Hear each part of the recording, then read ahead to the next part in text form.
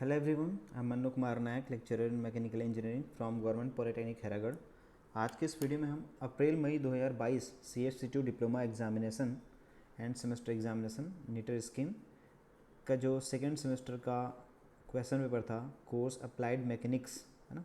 ये कोर्स क्या है, अप्लाइड मैकेनिक्स का जो क्वेश्चन पेपर था, आप लोग देखें इसको। ये क्वेश्चन पेपर का हम आज सॉल्यूशन करने वाले हैं। ठीक है, ये क्वेश्चन पेपर देख लीजिए, 70 मार्क्स का था। ये सारी चीज़ें हैं, ये रिजिड बॉडी वगैरह, ये जो क्वेश्चन पेपर था आपका and semester examination CH-C2 diploma course के लिए, अप्लाइड मैकेनिक्स कोर्स के लिए थ्योरी पेपर, ये इसका हम पूरे का सॉल्यूशन आज की वीडियो में देखने वाले हैं। और इसके जो नोट्स हैं वो आपको इस वीडियो के अंत में या डिस्क्रिप्शन बॉक्स में मिल जाएगा। तो नोट्स के लिए आप चिंता नहीं करेंगे। जो आपका फोकस होना चाहिए इस वीडियो में वो है इसको समझने में, इनके जो कॉन्सेप्ट्स हैं उनको समझने में आपका पूरा फोकस होना चाहिए। ठीक है, आप छोटी छोटी बातों को नोट करके रख भी सकते हैं। तो इसी क्वेश्चन पेपर को मैं दूसरे फॉर्मेट में आपको दिखाता हूँ, ये बेटर वर्जन में आपको दिखाता हूँ। सेम क्वेश्चन पेपर है, अप्रैल मई 2022 अप्लाइड मैकेनिक्स कोर्स का। ठीक है, सब्जेक्ट कोड भी दे सकते हैं आप। तो इसका हम लोग पूरा सॉल्यूशन आज की वीडियो में देखने वाले हैं। ठीक है, तो सबसे पहले आप लोग को इंस्ट्रक्शंस, तो आप ये सब चीज़ें जानते हैं। 3 आवर्स का है, 25 मार्क्स जो है मिनिमम पासिंग मार्क्स था, तो 70 मार्क्स था। कुछ इसमें ऑप्शंस थे, इंडिविजुअल क्वेश्चंस पे ऑप्शन थे, उनको भी हम देखने वाले हैं। तो कंप्लीट इसको देखने वाले हैं, तो इस वीडियो में बने रहिए आप, है ना। और वीडियो को लाइक कर दीजिए, चैनल सब्सक्राइब कर लीजिए। सबसे पहले स्टार्ट करते हैं हम। जो पहला क्वेश्चन है उसका पार्ट ए है ना। This first question and part A जो है इसका हम शुरू करने वाले हैं। Define any two from the following. इसमें से कोई दो को आपको डिफाइन करना था, तो हम सबको करेंगे। रिजिड बॉडी, ठीक है, क्या होता है रिजिड बॉडी? रिजिड बॉडी एक ऐसा बॉडी, देखिए अप्लाइड मैकेनिक्स कोर्स या इंजीनियरिंग मैकेनिक्स कोर्स में जो सबसे बड़ा और सबसे पहला एजम्पशन है, जो मान करके चलते हैं, वो एजम्पशन है, first assumption, biggest assumption in applied mechanics course is कि हम सारे बॉडीज़ को रिजिड बॉडी मान करके चलते हैं। हम जितने भी वस्तुओं को पढ़ने वाले हैं इस कोर्स में, जितने भी न्यूमेरिकल करने वाले हैं, वो सारे के सारे बॉडीज़ को हम इस कोर्स के लिए रिजिड बॉडी मान करके चलते हैं। ठीक है, तो ये रिजिड बॉडी होता क्या है? रिजिड बॉडी एक ऐसा बॉडी जिसमें हम चाहे जितनी भी मर्जी का, जिस भी नेचर का फोर्स लगाएं, उसका जो शेप है चेंज नहीं होता। चाहे आप जितनी भी मर्जी का फोर्स लगाएं, जितना भी मैग्नीट्यूड का, जो भी नेचर का आप टेंसाइल कंप्रेसिव, जो भी नेचर का शियर, कोई भी नेचर का फोर्स लगाएं, उसका डायमेंशंस चेंज नहीं होगा। न उसका लेंथ चेंज होगा, न उसका विड्थ चेंज होगा, न उसका थिकनेस चेंज होगा, न उसका वॉल्यूम चेंज होगा। ये सब तो चीज़ें बाद में आती हैं। इनके किसी भी दो पार्टिकल के बीच का डिस्टेंस नियत रहेगा, कांस्टेंट रहेगा। कोई भी दो पार्टिकल यदि बॉडी में लेंगे ना, सपोज जैसे ये बॉडी है यहाँ और यहाँ, कोई भी दो पार्टिकल के बीच का डिस्टेंस उतना ही रहेगा। मतलब कोई भी दो पार्टिकल के बीच का डिस्टेंस भी चेंज नहीं हो रहा है, तो उसके लेंथ चेंज नहीं होगा, विड्थ चेंज नहीं होगा, थिकनेस चेंज नहीं होगा, वॉल्यूम भी चेंज नहीं होगा। तो ऐसे बॉडी को हम क्या बोलते हैं? रिजिड बॉडी कहते हैं। ठीक है, इसको हनुमान भी आकर के खींचेंगे ना तो भी इसके बॉडी में शेप चेंज नहीं होगा। ठीक है, अब दूसरी बात यह है कि ये सिर्फ एजम्पशन है। ब्रह्मांड में ऐसा कोई भी वस्तु नहीं है जिसके शेप चेंज ना हो। एक सर्टेन अमाउंट ऑफ फोर्स या एक सफिशिएंट अमाउंट ऑफ फोर्स जब किसी बॉडी पर लगाते हैं तो वो टूटता है, या दो पार्टिकल के बीच का डिस्टेंस जो है कम ज़्यादा हो भी सकता है। ऐसा कोई भी वस्तु नहीं है जो कि परफेक्टली रिजिड हो। लेकिन हम कुछ अप टू सर्टेन एक्सटेंट, अगर हमारा पर्पस फुलफिल हो रहा है तो उसको हम लोग रिजिड बॉडी मान लेते हैं। इस केस में, इस कोर्स के लिए हम लोग सारे बॉडी को रिजिड बॉडी मान के चलते हैं।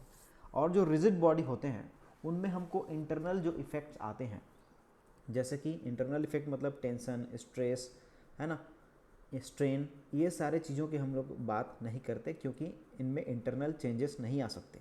ठीक है, तो ये हो गया हमारा रिजिड बॉडी। ब्रह्मांड में कोई भी बॉडी रिजिड नहीं होता लेकिन, है ना। अब आते हैं स्टैटिक्स, है ना। स्टैटिक्स क्या है? देखिए, हम इंजीनियरिंग मैकेनिक्स जो होता है, इंजीनियरिंग मैकेनिक्स जो है दो पार्ट में होता है, एक होता है स्टैटिक्स और एक होता है डायनेमिक्स। इंजीनियरिंग मैकेनिक्स, स्टैटिक्स मतलब स्थैतिकी, जैसे हिंदी में भी लिखा है स्थैतिकी, और डायनेमिक्स मतलब गतिकी। तो स्टैटिक्स क्या है? स्टैटिक्स पहले हम लोग इसके पहले जान लेते हैं कि इंजीनियरिंग मैकेनिक्स क्या है। इंजीनियरिंग मैकेनिक्स भौतिकी की वह शाखा है जिसमें यदि किसी बॉडी पर कोई फोर्स लग रहा है तो किसी वस्तु पर लगने वाले बल और उस बल के कारण से उस वस्तु पर उत्पन्न उसके प्रभाव का अध्ययन करते हैं। मतलब कि भौतिकी की वह शाखा जिसमें किसी वस्तु पर लगने वाले बल और उस बल के कारण से उस वस्तु पर उत्पन्न प्रभाव का अध्ययन करते हैं। अब बल लगेगा तो उसमें प्रभाव क्या क्या हो सकते हैं, उसके डिस्प्लेसमेंट हो सकता है, वेलोसिटी आ सकता है, एक्सेलरेशन आ सकता है, रोटेशन हो सकता है, एंगुलर एक्सेलरेशन हो सकता है ना। वस्तु में इंटरनल स्ट्रेसेस आ सकते हैं, टेंशन आ सकता है, स्ट्रेन आ सकता है, डायमेंशन चेंज हो सकते हैं। ये सारे जो हैं इफेक्ट्स हैं फोर्सेस के। तो इन सारे चीज़ों का जब स्टडी करते हैं तो उसको बोलते हैं इंजीनियरिंग मैकेनिक्स कहते हैं। अब स्टैटिक्स क्या हो जाएगा, जो वस्तु अगर स्थिर है तो उसको स्टैटिक्स में रख देंगे। तो ऐसे स्थिर वस्तु जिसमें बल लगने पर बल और उनके प्रभावों का स्टडी किया जाता है उसको हम लोग बोलते हैं स्टैटिक्स। तो statics is the part of engineering mechanics in which we study about the forces and its effects on the body. ठीक है, वस्तु पर लगने वाले बल, स्थिर वस्तु पर लगने वाले बल और उसके प्रभावों का अध्ययन करते हैं, इसको बोलते हैं स्टैटिक्स। अब रिजल्टेंट फोर्स है ना, जैसे किसी भी बॉडी पर मान लीजिए कि n नंबर ऑफ फोर्सेस लगे हुए हैं, है ना। हम जानते हैं कि जब किसी बॉडी पर n नंबर ऑफ फोर्सेस लगे हैं, मान लीजिए सब F1 है, F2 है, इसके अलावा भी ज़्यादा हो सकते हैं, सिस्टम ऑफ फोर्सेस लगे हैं, मतलब एक से ज़्यादा फोर्स लगे हैं, तो उन सारे फोर्सेस के बदले में हम एक ऐसा कोई रिजल्टेंट फोर्स फाइंड आउट कर सकते हैं जो कि असर उतना ही प्रोड्यूस करेगा इस पर। जो इन सारे फोर्सेस का, n नंबर ऑफ फोर्सेस का या सिस्टम ऑफ फोर्सेस का इफेक्ट इस बॉडी पर होगा, वही इफेक्ट जो है, वही असर इस बॉडी पर इस रिजल्टेंट फोर्स का होने वाला है। That means we can replace n number of forces into a single force that will have the same effect on the body. हम लोग यहाँ पर सिर्फ एक्सटर्नल इफेक्ट की बात कर रहे हैं। तो n नंबर ऑफ फोर्सेस के बदले में यदि हम उस रिजल्टेंट फोर्स को लगाएंगे तो उस वस्तु पर जो बाहरी प्रभाव है बॉडी पर वो उतना ही रहने वाला है। तो ये होता है रिजल्टेंट फोर्स, है ना। रिप्लेस कर दे रहे हैं हम, n नंबर ऑफ फोर्सेस को रिड्यूस कर रहे हैं सिंगल फोर्स में, लेकिन सिंगल फोर्स का भी असर उतना ही होगा जितना कि n नंबर ऑफ फोर्सेस का असर है। ठीक है, अब वेक्टर क्वांटिटी, अब जानते हैं कि दो टाइप के क्वांटिटी होते हैं, फिजिकल क्वांटिटीज़ होते हैं, एक वेक्टर होता है, एक स्केलर होता है।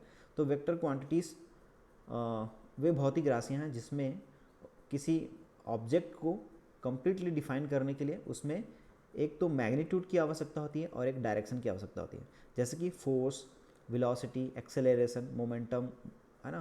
तो ये सारे जो चीज़ें होती हैं वो क्या होते हैं, वेक्टर क्वांटिटी होती हैं। और जैसे हम एग्जांपल लेते हैं बल का, तो सिर्फ मैग्नीट्यूड से कंप्लीट डिफाइन नहीं हो सकता, इसके साथ साथ हमको डायरेक्शन भी देना पड़ेगा। जैसे आपको दरवाज़ा खोलना है ना, ओपन करना है, तो अगर आप बंद होने वाली दिशा में खोलना चाहेंगे तो वो अगर दरवाजे को खींचेंगे तो खुलेगा नहीं। अगर खोलना चाहते हैं तो उसको एक सर्टेन डायरेक्शन में आपको फोर्स लगाना पड़ेगा, तभी जाकर के दरवाज़ा ओपन होगा या फिर क्लोज होगा। तो direction is also very very important to completely define the vector quantities. ठीक है, तो ये चीज़ें हो गए हमारे आपके जो क्वेश्चंस है। इसके नोट्स आपको आराम से मिल जाएंगे, उसके लिए टेंशन नहीं लेंगे आप, सिर्फ इनके जो कॉन्सेप्ट हैं उनको समझने की प्रयास कीजिए। अब दूसरा आते हैं 1B में आते हैं, identify the force system from the given figure below, है ना। जो नीचे दिए गए चित्र है उसमें से देख करके ये कौन सा फोर्स सिस्टम है, इनके सेपरेट वीडियो हमारे चैनल में डले हुए हैं, आप जा करके उनके सेपरेट वीडियो को अब और स्टडी कर सकते हैं। तो ये कौन सा फोर्स सिस्टम है आपको पहचानना है। देखिए, अगर सारे ये F1, F2, F3 तीनों फोर्सेस जो हैं इस बिंदु से होकर के जा रहे हैं, मतलब इस बिंदु पे कट रहे हैं, दैट मीन्स कॉनकरेंट फोर्स हैं, है ना, कॉनकरेंट हैं, तभी तो एक बिंदु पर कट रहे हैं। यदि सारे फोर्सेस किसी एक बिंदु पर कट रहे हो, मिल रहे हो या जा कर के मिलने वाले हों, तो सारे फोर्सेस को बोलते हैं कॉनकरेंट फोर्सेस बोलते हैं।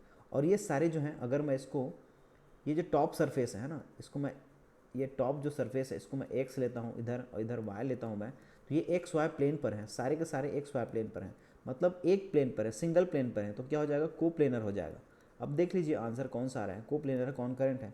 ये देखिए को planar and कॉनकरेंट force system, so this first is the right answer.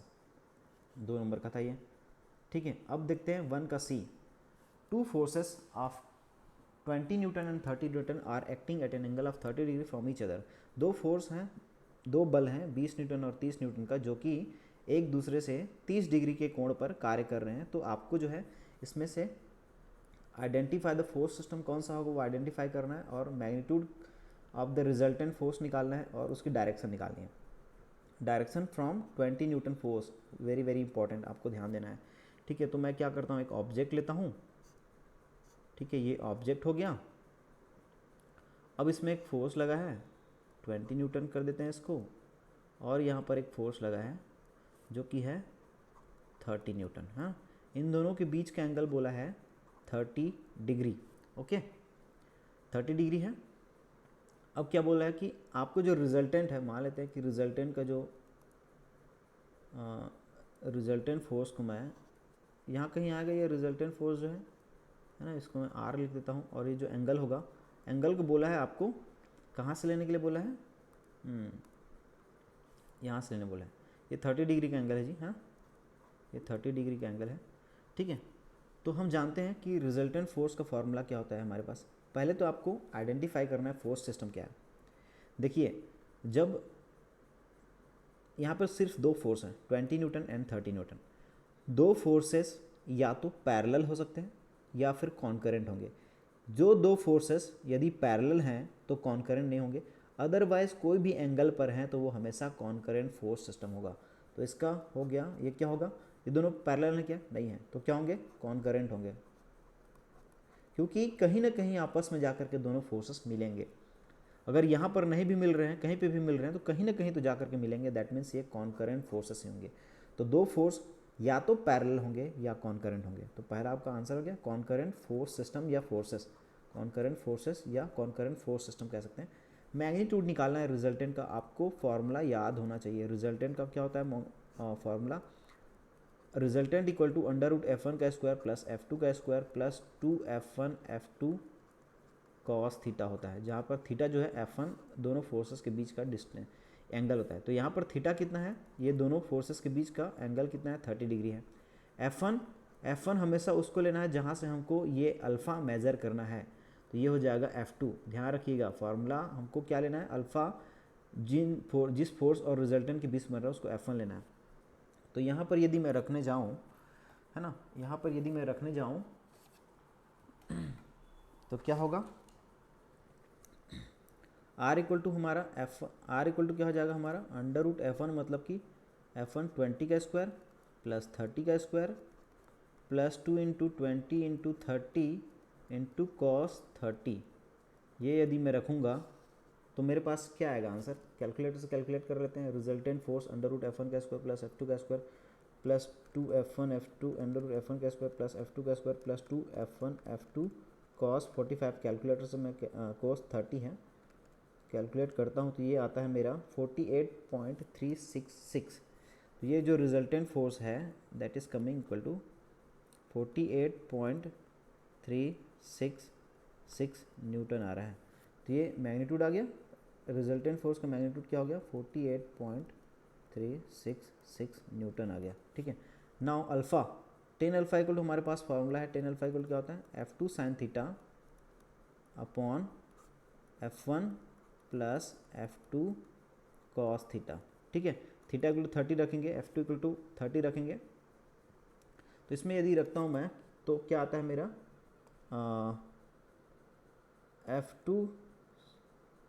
f2 sine theta upon f1 plus f2 cos theta.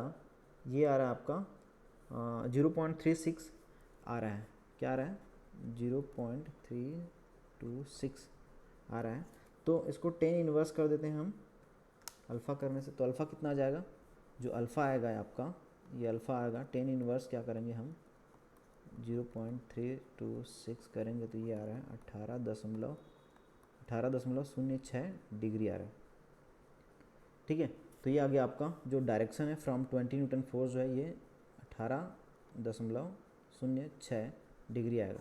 आप लोग जानते हैं कि ये जो है 30 डिग्री है तो 15 से ज़्यादा ही होना चाहिए था, क्योंकि ये रिजल्टेंट फोर्स उसकी ओर झुकता है जिसका मैग्नीट्यूड ज़्यादा होता है। तो ऑब्वियस सी बात है 15 से ज़्यादा आने वाला था, तो 15 से ज़्यादा बिटवीन 15 to 30 आता तो ये आंसर सही था, ये ठीक है, क्योंकि 30 न्यूटन की ओर ज़्यादा झुकेगा ये, क्योंकि वो बड़ा फोर्स है। ठीक है, तो ये भी इसका आंसर हो गया हमारा। ठीक है, अब आते हैं दो का ये define area moment of inertia. ठीक है, मोमेंट ऑफ इनर्शिया, देखिए एरिया मोमेंट ऑफ इनर्शिया, दो टाइप के मोमेंट ऑफ इनर्शिया होते हैं हमारे पास, दो टाइप के मोमेंट ऑफ इनर्शिया होते हैं, एरिया मोमेंट ऑफ इनर्शिया और होता है मास मोमेंट ऑफ इनर्शिया। हम बात करते हैं एरिया मोमेंट ऑफ इनर्शिया। एक ये एरिया मोमेंट ऑफ इनर्शिया कहीं यूज़ होता है जहाँ पर स्ट्रक्चरल ऑब्जेक्ट हैं जो कि स्टैटिक हैं, स्ट्रक्चरल पार्ट हैं, बीम है ना। तो इस तरह से उनमें ये कॉन्सेप्ट जो है area moment of inertia use होता है। ये एक मटेरियल की प्रॉपर्टी को प्रदर्शित करता है। ये मटेरियल की प्रॉपर्टी है स्ट्रक्चरल ऑब्जेक्ट जैसे कि बीम के लिए जो स्टैटिक होते हैं, स्थिर होते हैं, उनके लिए यूज़ होता है। अब ये है क्या? ये मटेरियल की प्रॉपर्टी है जो कि इसमें होने वाले बेंडिंग या डिफ्लेक्शन का विरोध करता है। ठीक है, ये क्या करता है? अगर बीम को मोड़ोगे तो उसके मुड़ने का, बेंड होने का या डिफ्लेक्शन का ये विरोध करता है। इस प्रॉपर्टी को मटेरियल की हम क्या कहते हैं? एरिया मोमेंट ऑफ इनर्शिया कहते हैं। ठीक है, तो ये अगर एरिया मोमेंट ऑफ इनर्शिया ज़्यादा होगा तो इसमें बेंडिंग या डिफ्लेक्शन कम होगा। ठीक है, तो ये हो गया हमारा concept of area moment of inertia. दूसरा क्या बोल रहा है? Area moment of inertia for triangular section about neutral axis. तो आप जो ट्रायंगल जानते हैं, है ना, जैसे आप ट्रायंगल जानते हैं, है ना, तो ये जो ट्रायंगल होता है उसमें न्यूट्रल एक्सिस से पास होने वाले, यहाँ से न्यूट्रल एक्सिस से पास होने वाले जो एक्सिस होता है, इसके बाद अबाउट मोमेंट ऑफ इनर्शिया क्या होता है? 1/36। यदि बी है, ये हाइट एच है, 1/36 BH³ हो जाता है। ठीक है, तो area moment of inertia passing about the neutral axis of the triangle, तो 1/36 BH³ हो जाता है। ठीक है, अब आगे बढ़ते हैं हम इसमें से choose the incorrect centre of gravity, है ना, from the below given figures. आपको इसमें से नीचे दिए गए चित्रों में से गलत जो गुरुत्वाकर्षण केंद्र है बनाया गया है उसको आइडेंटिफाई करना है। देखिए ये तो सही है, ये सही है ना, ये गलत नहीं है, आपको गलत को ढूंढना है। ये भी सही है, ठीक है, ये भी सही है, ये भी सही है। ये देखिए ये गलत है, ये गलत है, यहाँ पर ये भी गलत है। तो आपको आंसर कौन सा चुनते हैं? अभी ये थोड़ा सा डाउट हो गया, इसका जो सेंटर ऑफ ग्रेविटी होता यहाँ कहीं आने वाला था। ठीक है, इसका सेंटर ऑफ ग्रेविटी कहाँ आएगा? यहाँ कहीं आएगा। तो इसका आंसर जो है ये भी होगा और ये भी होगा। ये आंसर नहीं हो सकता क्योंकि इनके सेंटर ऑफ ग्रेविटी सही है। इसका और इसका सेंटर ऑफ ग्रेविटी सही है, इसका सेंटर ऑफ ग्रेविटी गलत जगह पर है, इसका सेंटर ऑफ ग्रेविटी कहीं यहाँ आना था, इसका सेंटर ऑफ ग्रेविटी कहीं आना था। तो आपका आंसर जिसमें हालांकि ये वाला लिया गया है आंसर में, लेकिन ये दोनों ही आपके लिए सही आंसर होंगे क्योंकि इन दोनों सेंटर ऑफ ग्रेविटी गलत है। ठीक है, आगे बढ़ते हैं। Right any two main difference between the centroid and centre of gravity. तो सेंट्रॉइड क्या है और सेंटर ऑफ ग्रेविटी क्या है? देखिए हमारे पास दो हैं, है ना। जनरली जो हमारा 2D फिगर होता है उनके लिए हम लोग सेंट्रॉइड नाम यूज़ करते हैं, और जनरली हमारा जो मास होता है, कोई 3D बॉडी होता है, उनके लिए हम लोग सेंटर ऑफ ग्रेविटी नाम का इस्तेमाल करते हैं। ठीक है, तो सेंटर ऑफ ग्रेविटी क्या करता है? किसी भी एरिया को, ये जो हमारा ये सेंट्रॉइड है, ये एक्चुअल में 2D फिगर है, तो ये हमारा एक सेंट्रॉइड नाम इसके लिए ज़्यादा उचित था। सेंट्रॉइड क्या करता है? एरिया को डिवाइड करता है। ये किसी एरिया का प्लेन फिगर का, जैसे ट्रायंगल हुआ, रेक्टेंगल हुआ, कोई भी हेक्सागन हुआ, तो किसी भी प्लेन फिगर का ये एरिया का सेंटर होता है। जबकि ये जो सेंटर ऑफ ग्रेविटी होता है वो बॉडी का, जहाँ पर पूरा का पूरा भार कॉन्सेंट्रेटेड है, केंद्रित है, उस पॉइंट होता है ये, है ना। और ये जनरली 2D फिगर्स के लिए यूज़ होता है। कौन सा? जो आपका सेंट्रॉइड है 2D फिगर्स के लिए यूज़ होता है, ये 3D सॉलिड बॉडीज़ के लिए होता है, सॉलिड बॉडीज़ के लिए होता है। ये क्या होता है? एरिया का क्या होता है? सेंटर पॉइंट होता है, लेकिन ये गुरुत्वीय केंद्र होता है जहाँ पर पूरा भार को हम लोग केंद्रित मान सकते हैं, कॉन्सेंट्रेटेड मान सकते हैं। ये दो डिफरेंस इसमें आपका हो जाता है। आगे देखते हैं। Determine the centroid of the cross sectional area of N unequal I section given below. ये जो अनइक्वल आई सेक्शन है, ये इक्वल है क्या? नहीं है, अनइक्वल है। नीचे वाला जो है 30 सेंटीमीटर का है, इसका लेंथ, इसका 20 है, तो ये अनइक्वल है। तो इसका आपको जो सेंटर ऑफ ग्रेविटी है या सेंट्रॉइड है वो ज्ञात करना है। देखिए सेंटर ऑफ ग्रेविटी और सेंट्रॉइड को जो है एक दूसरे के बदले में नाम को इस्तेमाल कर लिया जाता है। बाकी शाब्दिक जो डिफरेंस बताया दो में, ये आपका डिफरेंस हो गया। बाकी इसमें क्या है? इसमें आपको इसका सेंट्रॉइड फाइंड आउट करना है। देखिए सबसे पहला तो ये जो है आपको ये पता करना है कि जब आपको सेंट्रॉइड ज्ञात करना होगा तो सबसे पहले ये पता करना है कि ये सिमेट्रिकल है क्या। Yes, it is symmetrical about this vertical axis, it is symmetrical about this vertical axis. तो इसको आप क्या कर देंगे? वाई एक्सिस मान लेंगे। ठीक है, और ये एक्स एक्सिस के अबाउट सिमेट्रिकल नहीं है, फिर तो आपको सेंटर ऑफ ग्रेविटी या निकालने की ज़रूरत ही नहीं पड़ती। तो बॉटम मोस्ट को जो हम लोग क्या मान लेते हैं, एक्स एक्सिस मान लेते हैं। आप पता किया कि ये वाई एक्सिस के अबाउट सिमेट्रिकल है, तो जिस एक्सिस के अबाउट सिमेट्रिकल है उसको हम लोग वर्टिकल अगर है तो एक्स वाई एक्सिस हो गया, और सबसे बॉटम जो है हमारा एक्स एक्सिस हो गया, ताकि हमारा जो है कोऑर्डिनेट है वो सारे पॉजिटिव डायमेंशन आए इसमें। अब इसको एरिया में डिवाइड करना है, 1 2 3 हमारे पास रेक्टेंगल्स हैं या फिर 3 सेक्शंस हैं, और तीनों के सेंटर ऑफ ग्रेविटी को हमको क्या करना है, सेंटर ऑफ ग्रेविटी यहाँ आएगा इसका सेंटर ऑफ ग्रेविटी CG1 हो जाएगा, इसको मैं यहाँ पे लिख देता हूँ। इसका सेंटर ऑफ ग्रेविटी CG2 हो जाएगा, इसको यहाँ लिख देता हूँ। इसका सेंटर ऑफ ग्रेविटी यहाँ पर CG3 हो जाएगा, यहाँ पे लिख देता हूँ। यदि ये वर्टिकल एक्सिस के अबाउट सिमेट्रिकल है ना, तो इसका जो सेंटर ऑफ ग्रेविटी होगा इसी लाइन पर कहीं ना कहीं आएगा, इसी लाइन पर कहीं ना कहीं सेंटर ऑफ ग्रेविटी आएगा। तो मुझे XC निकालने की ज़रूरत नहीं है, ये निकालने की ज़रूरत नहीं है, मुझे सिर्फ फाइंड आउट करना है YC, मतलब सेंट्रोइड जो है कितना, ये हमारा ओरिजिन हो गया, ये हमारा क्या हो गया, ओरिजिन हो गया, है ना। तो यहाँ से कितना ऊपर है बस यही निकालना है। इस लाइन पर होगा तो XC क्या हो जाएगा, ऑलरेडी 0 हो गया, XC इक्वल टू ऑलरेडी 0 हो गया हमारा, तो इसको निकालने की ज़रूरत नहीं है। YC बस हमको निकालना है। तो YC निकालने के लिए हमारे पास फॉर्मूला जो होता है क्या होता है, हम जानते हैं। YC इक्वल टू क्या होता है, A1Y1 प्लस A2Y2 इस केस के लिए, प्लस A3Y3। यहाँ पर माइनस कुछ भी चीज़ नहीं है, सारे चीज़ें जुड़ा हुआ है, upon A1 plus A2 plus A3। अब A1 क्या है, एरिया है इसका, है ना, वो सारी चीज़ें आप लिख सकते हैं, है ना। A1 क्या है, यहाँ पर अगर लिखूँ मैं, लिखते जाऊँ मैं, तो A1 इज़ द एरिया, कितना हो जाएगा 20 × 5, 20 × 5 कितना हो जाएगा एरिया इसका, 100 हो जाएगा, ठीक है। 100 सेंटीमीटर का स्क्वायर हो जाएगा, ठीक है। A2 कितना हो जाएगा, 15 × 5 कितना हो जाएगा, 15 × 5 75 हो जाएगा, ये 75 सेंटीमीटर स्क्वायर हो गया। A3 कितना हो जाएगा, ये 13 × 5 कितना हो जाएगा, 150 हो जाएगा, तो ये 150 सेंटीमीटर का स्क्वायर हो गया। अब Y1 क्या है, Y1 is the vertical distance from the x axis, Y1 is the vertical distance of CG1, इस CG1 का डिस्टेंस जो है यहाँ से यहाँ, Y1 is the vertical distance of CG1 from this, तो क्या हो गया, यहाँ से यहाँ तो 5 हो गया, यहाँ से यहाँ 15 हो गया, 20 हो गया, और 20 और 2.5 22.5 हो गया। तो Y1 क्या हो जाएगा यहाँ पर 22.5 सेंटीमीटर हो जाएगा। Y2 क्या हो जाएगा, यहाँ से यहाँ का डिस्टेंस Y2 हो जाएगा, ठीक है। Y2 कितना हो जाएगा, तो ये 15 का 10 7.5 हो गया, और 5 हो गया, है ना, तो 5 और 7.5 हो गया आपका 12.5 हो गया। तो Y2 कितना हो जाएगा, Y2 इक्वल हो गया 12.5 सेंटीमीटर। Y3 निकालना है, Y3 कितना हो जाएगा, देखिए Y3 ये जो CG3 है इसका डिस्टेंस, वर्टिकल डिस्टेंस CG3 है, इसका वर्टिकल डिस्टेंस कितना हो जाएगा, 2.5 हो जाएगा, सिर्फ हो जाएगा 2.5 सेंटीमीटर। अब इस फॉर्मूले में रखिए, क्या आएगा आपका answer, A1Y1 plus A2Y2 plus A3Y3। यहाँ पर जो YC निकलेगा, YC निकलेगा, दैट इज़ कमिंग, मैं रखता हूँ इसमें, है ना। तो A1Y1 plus A2Y2 plus A3Y3 हमारा जो निकलेगा, कौन सा क्वेश्चन है ये, हाँ, A1Y1 प्लस A2Y2, तो यहाँ पर YC जो निकलेगा, 1 मिनट में निकाल लेता हूँ, 100 into A1Y1 plus A2Y2 plus A3Y3 upon A1 plus A2 plus A3, तो ये आ रहा है आपका 10.961 आ रहा है।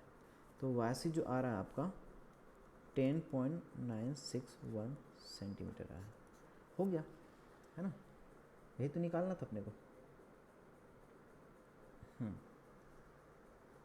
तो कितना दूर है यहाँ पे देखिए, 5 तो ये हो गया, और 10.961 लगभग 11 के आसपास, तो यहाँ आसपास जो है इसका, यहाँ आसपास क्या आएगा, इसका सेंटर ऑफ ग्रेविटी आएगा, जो कि सही भी है, यहाँ आसपास इसका सेंटर ऑफ ग्रेविटी आएगा, ठीक है। आगे बढ़ते हैं, इसमें ये बनाते या फिर इसको बनाना था आपको, ठीक है। इसको बनाना था, क्या था, ये सेमी सर्कुलर होल है, देखिए ये एक रेक्टेंगल है, ठीक है, ये क्या है, रेक्टेंगल है जिसमें 5 सेंटीमीटर 8 सेंटीमीटर, इसके में एक सेमी सर्कल कटा हुआ है, ये हिस्सा कटा हुआ है ना, 30 सेंटीमीटर डायमीटर का एक कट हुआ है, तो इसका जो सेंटर ऑफ ग्रेविटी है वो आपको फाइंड आउट करना है। देखिए अगर नहीं कटा होता तो क्या होता, ठीक बीचों बीच होता, नहीं कटा होता तो, है ना, ये क्या होता, अगर नहीं कटा होता इन दैट केस ये क्या होता, ठीक बीचों बीच होता। अगर नहीं कटा होता तो क्या होता, ये ठीक बीचों बीच यहाँ पर होता, बीच में। लेकिन कट गया, देखिए जब सेक्शन ऐड होता है तो वहाँ पर एरिया बढ़ता है, तो उसकी ओर क्या होता है, एरिया बढ़ता है तो उसकी ओर सेंटर ऑफ ग्रेविटी शिफ्ट होता है। लेकिन यहाँ पर क्या होगा, एरिया कटा हुआ है तो उससे विपरीत दिशा में सेंटर ऑफ ग्रेविटी शिफ्ट होगा। तो इधर कहीं आसपास सेंटर ऑफ ग्रेविटी जो है शिफ्ट होना चाहिए। मतलब कि ये मैं अब क्या करता हूँ, मैं इसमें ये इसको मैं मान लेता हूँ एक्स डायरेक्शन मान लेता हूँ, इसको मैं मान लेता हूँ वाई डायरेक्शन मान लेता हूँ। तो ये मेरा हो जाएगा ओरिजिन हो जाएगा, ठीक है जी। तो यहाँ से यहाँ मतलब कि यहाँ आसपास आना चाहिए कहीं पे, है ना। अब मैं इसको रेक्टेंगल 1 मान लेता हूँ, इस रेक्टेंगल 1 को सेक्शन 1 मान लेता हूँ, इस सेमी सर्कल जो कटा हुआ है इसको सेक्शन 2 मान लेता हूँ, ठीक बात है। अब मुझे, क्योंकि मुझे एक्सी और वाईसी दोनों चाहिए, ये किसी भी एक्सिस के अबाउट सिमेट्रिकल नहीं है, तो मैं क्या करूँगा, A1 पहले निकाल लेता हूँ। A1 क्या है, एरिया ऑफ द रेक्टेंगल, 8 पंचे 40 सेंटीमीटर स्क्वायर। A2 कितना हो जाएगा भाई, A2 इक्वल टू क्या हो जाएगा, पाई आर स्क्वायर होता है, पाई आर स्क्वायर मतलब 1.5 का स्क्वायर अपॉन 2, आधा है ना, सेमी सर्कल है इसलिए। तो ये हो जाएगा A2 हो जाएगा, जो कि A2 कितना आ रहा है आपका 3.534 सेंटीमीटर स्क्वायर। अब x1 कितना हो जाएगा, x1 रेक्टेंगल का जो सेंटर ऑफ ग्रेविटी यहाँ पर होगा, रेक्टेंगल का सेंटर ऑफ ग्रेविटी यहाँ पर होगा, इसका सेमी सर्कल का सेंटर ऑफ ग्रेविटी यहाँ कहीं आसपास होगा, CG2। तो CG1 का हॉरिजॉन्टल डिस्टेंस x1 है, मतलब ये जो CG1 का हॉरिजॉन्टल डिस्टेंस है यहाँ से यहाँ, ये x1 है। कितना होगा जी, 8 का आधा 4 सेंटीमीटर हो जाएगा। x2 कितना हो जाएगा जी, CG2 का हॉरिजॉन्टल डिस्टेंस ये कहाँ पर होगा, यहाँ कहीं आसपास होगा। तो ये टोटल 8 है, तो यहाँ से 1.5 जाएगा, कितना बचेगा, 8 में से 1 गया 7, 6.5 बचेगा, 6.5 सेंटीमीटर, है ना। तो ये x2 कितना हो जाएगा, 6.5 सेंटीमीटर। अब आते हैं y1। y1 is the vertical distance of CG1। तो CG1 का ये जो वर्टिकल डिस्टेंस है यहाँ से यहाँ तक, ये y1 हो गया। कितना है, 5 का आधा 2.5। अब y2 क्या होगा, ये CG2 कितना ऊपर है x एक्सिस से, ये होता है CG2 कितना ऊपर है, ये होता है आपका जो डिस्टेंस होता है 4r/3 पाई होता है। तो y2 कितना हो जाएगा, 4r मतलब r, 4r/3 पाई, कितना हो जाएगा y2, 4r/3 पाई, ये आ रहा है 0.63, ये आ रहा है 0.6366 आ रहा है सेंटीमीटर। अब हमको क्या करना है, जो XC होगा उसको निकालना है। XC क्या होगा, A1 x1 minus A2 x2, क्योंकि सेक्शन कटा हुआ है, A1 माइनस A2, ठीक है। YC क्या होगा, A1 y1 minus A2 y2 upon A1 minus A2, ठीक है।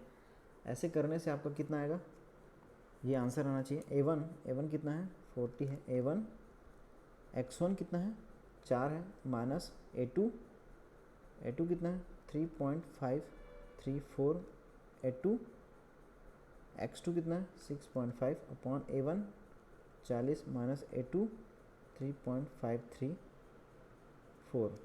तो ये आ रहा है 3.7 आ रहा है, लगभग 3.758 ये आ रहा है। x इक्वल टू 3.758 सेंटीमीटर आ रहा है। वाई सी इक्वल टू आ रहा है, इस तरह से आप कैलकुलेट करेंगे तो 2.681 सेंटीमीटर है। इसका मतलब ये हुआ कि एक्सी, देखिए ये एक्सी यहाँ से कम होना चाहिए, मतलब 4 से कम होना चाहिए। X should be less than 4, x should be less than 4 क्योंकि इस तरफ शिफ्ट होना है तो 4 से कम हो जाएगा। वाई से शुड बी ग्रेटर देन 2.5, 2.5 से ज़्यादा होना चाहिए मतलब क्योंकि ऊपर शिफ्ट होना है इसको, तो ये हो गया। तो ये आपका आंसर क्या हो गया, करेक्ट हो गया। तो इस तरह से जो सेक्शन कटा होता है उसको आप यहाँ से निकाल सकते हैं। आगे बढ़ते हैं हम इसमें। तीसरा का ए, थर्ड का है the direction of friction force is opposite to the किसके, ये जो घर्षण बल की दिशा होती है वो किसके विपरीत होती है, cause of motion, cause of motion, इसको ध्यान से देना, कारण के विपरीत होती है, हमेशा डायरेक्शन के विपरीत नहीं होता, ठीक है, हमेशा डायरेक्शन के विपरीत नहीं होता, कॉज ऑफ मोशन के विपरीत होता है। इस बात को आप नोट करके रखेंगे, इसको मैं आगे बताऊंगा भी अगर मिलेगा क्वेश्चन तो। Right the formula of limiting friction, देखिए फ्रिक्शन जो होता है दो टाइप के फ्रिक्शन होते हैं। स्टैटिक फ्रिक्शन होता है, स्टैटिक फ्रिक्शन क्या होता है, स्टैटिक फ्रिक्शन की अगर बात करूँ मैं, स्टैटिक फ्रिक्शन की यदि बात करूँ तो F S less than equal to mu S into N होता है। और डायनेमिक फ्रिक्शन क्या होता है, डायनेमिक फ्रिक्शन, यदि मैं डायनेमिक फ्रिक्शन की बात करूँ तो ये होता है एफ डी, यदि डायनेमिक को डी लिखता हूँ तो equal to mu D into N होता है ना। जहाँ पर स्टैटिक कोएफिशिएंट फ्रिक्शन, ये dynamic coefficient friction, N normal reaction है, एफ एस स्टैटिक फ्रिक्शन है, ये डायनेमिक फ्रिक्शन है। लेकिन हमको क्या पूछा है, लिमिटिंग फ्रिक्शन। तो लिमिटिंग फ्रिक्शन क्या होता है, maximum friction, that maximum amount of friction equal to mu S into N होता है। लिमिटिंग कंडीशन क्या होता है जानते हैं आप लोग, सीमांत कंडीशन, जब वस्तु ठीक फिसलने की स्थिति में होता है। जब वस्तु पे फोर्स लगाते हैं तो धीरे धीरे बढ़ाते हैं, फोर्स को बढ़ाते जाते हैं। अगर स्थिर वस्तु है तो एक स्थिति ऐसी आती है जब वस्तु फिसलने की स्थिति में होता है, इम्पेंडिंग मोशन में होता है, at the verge of motion होता है, उसको इम्पेंडिंग मोशन बोलते हैं, सीमांत कंडीशन बोलते हैं, है ना, या फिर लिमिटिंग कंडीशन बोलते हैं। उस समय जो फ्रिक्शन होता है वो मैक्सिमम होता है, जो कि F maximum equal mu S into N होता है। इसका राइट आंसर क्या है, this is the right answer. आगे आते हैं, choose the direction, choose the correct one about the direction of friction force. इसके लिए डायरेक्शन क्या होगा, देखिए इस ये जो है इसके लिए डायरेक्शन क्या होगा। तो सबसे पहले आप क्या फाइंड आउट करेंगे, वो फोर्स फाइंड आउट करेंगे, इसका वो फोर्स फाइंड आउट करेंगे। देखिए अगर स्पीड लगेगा तो आप वीडियो को पॉज कर सकते हैं, रिपीट भी कर सकते हैं। फोर्स को फाइंड आउट करिए जिसके कारण से इसमें मोशन आने की संभावना बन रही है। मोशन हो रहा है कि नहीं हो रहा है वो दैट इज़ अनदर पॉइंट, लेकिन हमको सबसे पहले वो देखना है कि फोर्स कौन सा है जिसके कारण से इन दोनों सरफेसेस के बीच में मोशन हो सकता है। तो इसमें एफ फोर्स आ रहा है जो कि इसको खींचने का प्रयास कर रहा है। क्या ये एफ फोर्स रेस्पॉन्सिबल फोर्स है, उत्तर है नहीं। ये एफ फोर्स इसके लिए स्लाइडिंग करने के लिए कंप्लीटली जिम्मेदार नहीं है, जिम्मेदार है लेकिन कंप्लीटली जिम्मेदार नहीं है। इस तरफ यदि देखूंगा तो एफ कॉस थीटा आएगा, इस तरफ देखूंगा तो एफ कॉस थीटा आएगा, इस तरफ देखूंगा तो एफ साइन थीटा आएगा। तो यहाँ पर क्या कर रहा है, एफ कॉस थीटा के कारण से ये रेस्पॉन्सिबल फोर्स है। तो जस्ट ये इस F cos theta component of F, इस कंपोनेंट के कारण से वस्तु सामने की ओर जाने के लिए मजबूर हो रहा है। तो इसी के विपरीत दिशा में क्या आएगा, हमारा फ्रिक्शन फोर्स आएगा। तो ये क्या है, negative x direction in the positive x in the negative x direction. तो ये आंसर आपका क्या है, सही है, ठीक है। और ये क्या कर रहा है, एफ साइन थीटा इसके भार को कम करने का प्रयास कर रहा है, इसको उठा रहा है, मतलब ज़मीन पर प्रेशर कम पड़ेगा, ज़मीन पर प्रेशर कम पड़ेगा तो नॉर्मल रिएक्शन क्या हो जाएगा, कम हो जाएगा। अगर ज़मीन पे प्रेशर कम पड़ेगा तो नॉर्मल रिएक्शन कम हो जाएगा और फ्रिक्शन फोर्स भी कम हो जाएगा, ठीक है। हमको बहरहाल क्या है, हमारा जो डायरेक्शन ये है। आगे बढ़ते हैं इसमें, choose the correct one about the direction of friction force. इसके लिए डायरेक्शन हमको जानना है। देखिए ये टॉर्क है, ठीक है।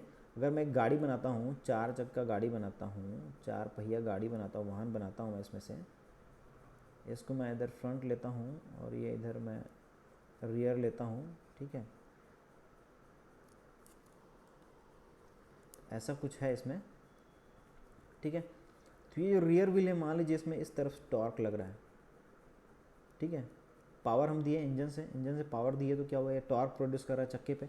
टॉर्क प्रोड्यूस करता है तो गाड़ी सामने कैसे बढ़ता है, इंजन तो पावर दिया, पावर की वजह से जो है ये चक्का घूम रहा है। अब चक्का घूम रहा है तो आगे गाड़ी क्यों बढ़ रहा है, क्या चक्का घूमने से गाड़ी आगे बढ़ता है, कोई तो धक्का देने के लिए फोर्स चाहिए ना, इसमें तो कुछ नहीं हो रहा है।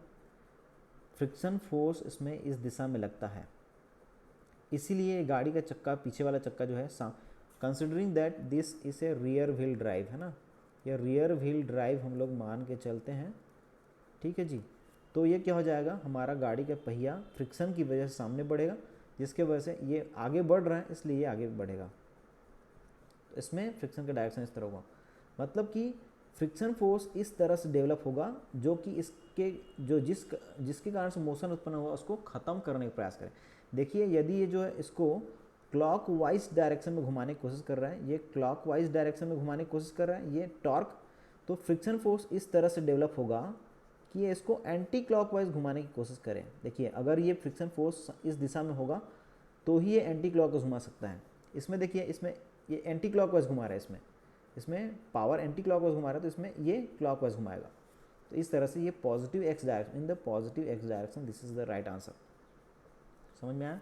आगे डिटेल वाला वीडियो है मेरा, उसमें देख सकते हैं आप। आपका in case of static body on A rough inclined surface which one is correct. ठीक है, तो एक स्टैटिक बॉडी जो है एक रफ इंक्लाइंड सरफेस पर रखा हुआ है, ये बॉडी है, स्थिर है, खुरदुरे सरफेस पर है, रखा हुआ है, तो इसमें फ्रिक्शन आएगा कि नहीं आएगा, क्या है इसका कंडीशन आपको इसमें बताना है। Friction force will be zero, ये कंडीशन गलत है। Friction force will definitely present, yes. Can't say anything, yes, हम कुछ बोल तो सकते हैं। Friction force always present in case of static friction, ये भी गलत है। स्थिर वस्तु में फ्रिक्शन फोर्स हो सकता है लेकिन हमेशा होगा ऐसा कोई जरूरी नहीं है, इसलिए ये कंडीशन गलत है। हम कह नहीं सकते, नहीं हम बिल्कुल कह सकते हैं। और ये फ्रिक्शन फोर्स जीरो नहीं हो सकता, जीरो नहीं है इस केस में, क्योंकि ये इंक्लाइंड सरफेस है। इंक्लाइंड सरफेस है तो इसका एक जो कंपोनेंट आता है, वेट इधर होता है, इसका कंपोनेंट क्या होता है, डब्लू कॉस थीटा इस तरफ होता है अगर ये थीटा डिग्री है तो, और इधर डब्लू साइन थीटा इस तरफ होता है। ये कंपोनेंट इसको एक फोर्स है जो कि इसको नीचे की ओर खींचने की कोशिश कर रहा है, इस नीचे की ओर खींचने की कोशिश कर रहा है, इसलिए फ्रिक्शन फोर्स जो है इसमें ऊपर की ओर आएगा। तो इसका फ्रिक्शन फोर्स जो है आएगा ऊपर की ओर आएगा, तो ये आंसर क्या है, सही है। आगे बढ़ते हैं इसमें 3 का ई है ना, a 20 newton force acts on a 50 newton body as on in the figure, mu equal to इतना दिया है, then find the normal reaction, state the condition of the body, find the friction force. देखिए एक 20 Newton का force है जो कि 50 Newton भार वाले बॉडी पर 30 डिग्री पर इस तरह से लगा हुआ है। कोएफिशिएंट ऑफ फ्रिक्शन जो यहाँ पर वो 0.3 है। पहला बोल रहा है कि नॉर्मल रिएक्शन ज्ञात कीजिए, दूसरा बोल रहा है state the condition of the body. Normal reaction कुछ यहाँ पर आएगा, इस तरह से नॉर्मल रिएक्शन आएगा, इसको ज्ञात करना है, और इसमें फ्रिक्शन फोर्स ज्ञात करना है। ठीक है, तो हमारा ये इसका क्या मतलब है, state the condition of the body. Condition बताइए, मतलब ये बताना है कि स्थिर ये वस्तु स्टैटिक होगा या वस्तु डायनेमिक होगा, ये वस्तु स्थिर है या फिर गतिशील है, बस यही बताना है आपको। वो कैसे बताएंगे देखते हैं। तो अब देखिए इसमें 20 न्यूटन की फोर्स है जो कि 30 डिग्री पे है, क्या मैं इसके कारण से इसमें ये 20 cos 30 कर सकता है, इसको 20 cos 30, और इधर क्या आ जाएगा हमारा एक फोर्स का कंपोनेंट क्या आ जाएगा इस तरफ 20 sin 30 which is equal to sin 30 को 1/2 विच इज़ इक्वल टू क्या हो जाएगा 10 न्यूटन हो जाएगा। तो इस बॉडी का इक्विलिब्रियम में समझिए, इस बॉडी में ये जो बॉडी है इसमें है ना, इसमें लग रहा है 20 cos 30 सामने की ओर लग रहा है, इसमें आएगा एक फ्रिक्शन फोर्स आएगा इस तरफ, इसमें लग रहा है एक 10 न्यूटन, 20 sin 30 मतलब 10 न्यूटन का एक इधर हो गया, इसी तरफ एक वेट भी आ रहा है वस्तु का जो कि 50 न्यूटन है, और इस तरफ एक नॉर्मल रिएक्शन भी है जो कि n है। अगर मैं वस्तु के, क्योंकि जस्ट फिसलने की स्थिति में है, मतलब सीमांत कंडीशन में है, तो इसमें जो ये होगा इक्विलिब्रियम में समेशन ऑफ एफ आई को 0 करूँगा मैं, तो वाई डायरेक्शन में कितने फोर्सेस हैं, ऊपर की ओर नॉर्मल रिएक्शन ऊपर की ओर 10 है, तो ऊपर की ओर जो लग रहा है उसको मैं एक तरफ ले लेता हूँ इक्वेशन के, और इस तरफ जो लग रहा है उसको इस तरफ ले लेता हूँ। यहाँ पर जो नॉर्मल रिएक्शन आपका आएगा वो 40 न्यूटन आएगा, क्योंकि ये जो 20 sin 30 है, इसका 20 का जो कंपोनेंट है इस वर्टिकल डायरेक्शन में, इसको उठाने का प्रयास कर रहा है, जिसकी वजह से ज़मीन पर प्रेशर कम होगा, ज़मीन पर प्रेशर कम होगा तो नॉर्मल रिएक्शन भी कम हो जाएगा। यहाँ पर वस्तु के भार के बराबर नॉर्मल रिएक्शन नहीं आएगा, उससे थोड़ा कम आएगा, क्योंकि ये जो 10 न्यूटन है उसको उठाने का प्रयास कर रहे हैं। तो 40 न्यूटन के इसमें नॉर्मल रिएक्शन आ गया, तो हमारा आंसर हो गया normal reaction equal to 40 newton. अब देखते हैं हम इसमें कि मैक्सिमम फ्रिक्शन फोर्स कितना लग सकता है, वो हमको ज्ञात कर लेना चाहिए पहले कि इसमें मैक्सिमम फ्रिक्शन फोर्स कितना लग सकता है। एफ मैक्सिमम इक्वल टू हम जानते हैं म्यू एस इंटू एन होता है। यहाँ पर mu S equal to mu D by default आप मानेंगे, mu S equal to mu D आप बाय डिफ़ॉल्ट मानेंगे क्योंकि एक ही दिया हुआ है। तो इक्वल टू कितना है 0.3 इंटू 40, तो कितना हो जाएगा जी 4×12 न्यूटन हो जाएगा। तो इसमें इस वस्तु पर और ज़मीन के बीच में जो फ्रिक्शन फोर्स मैक्सिमम लग सकता है वो 12 न्यूटन लग सकता है। अब हम देखते हैं कि ये जो इस तरफ जो सामने की ओर जो 20 cos 30 है, ये कंपोनेंट जो है कितना आता है 20 cos 30 कितना आ रहा है जी। अगर मैं इसमें 20 cos 30 करूँ कैलकुलेटर से 20 cos 30, तो ये आ रहा है 10√3 विच इज़ इक्वल टू 17 आ रहा है, 17.32 न्यूटन आ रहा है। मतलब कि it is higher than this component is higher than this force of friction, maximum friction force, because this 17.32 newton जो कि सामने की ओर लग रहा है, it is greater than the maximum friction force which is equal to 12 newton. इसीलिए क्या होगा, ये मोशन जो है ये मोशन में होगा या फिर डायनेमिक होगा, ये क्या होगा मोशन में होगा हमारा दूसरा आंसर। अब हमको क्या करना, find the friction force. Friction force क्या होता है, जब गतिशील होता है तो म्यू इंटू नॉर्मल रिएक्शन होता है हमारा। अगेन म्यू जो है यहाँ पर म्यू डी आता है, लेकिन क्योंकि दोनों सेम है इसलिए क्या हो जाएगा हमारा 40 न्यूटन इक्वल टू क्या होगा 12 न्यूटन का हमारा क्या हो जाएगा फ्रिक्शन फोर्स हो जाएगा। तो F जो हो जाएगा D equal to mu D into N हो जाएगा विच इज़ इक्वल टू 0.3 दोनों है इसलिए, और इंटू 40 करूँगा तो ये 12 न्यूटन का आपका आ रहा है, आंसर हो गया। ठीक है, अब right all 3 equations of motion for linear motion and name the notations used, है ना। Right all 3 equations of motion, linear motion के लिए आपको जो है तीनों गति के समीकरण लिखने हैं। गति के तीनों समीकरण क्या है, गति के समीकरण है ना, गति का समीकरण आप लोग जानते हैं क्या है। पहला जो है वो v equal to u plus a t है, दूसरा है s equal to u t plus half a t square है, तीसरा है v square equal to u square plus twice a s है। अब देखिए इसमें से बोला है कि तीनों इक्वेशंस को तो लिखना है, साथ ही साथ जो नोटेशन यूज़ कर रहे हैं, जो नामकरण कर रहे हैं इनका, उनको भी लिखना है। तो यहाँ पर अगर देखेंगे तो u क्या है, इनिशियल वेलोसिटी है,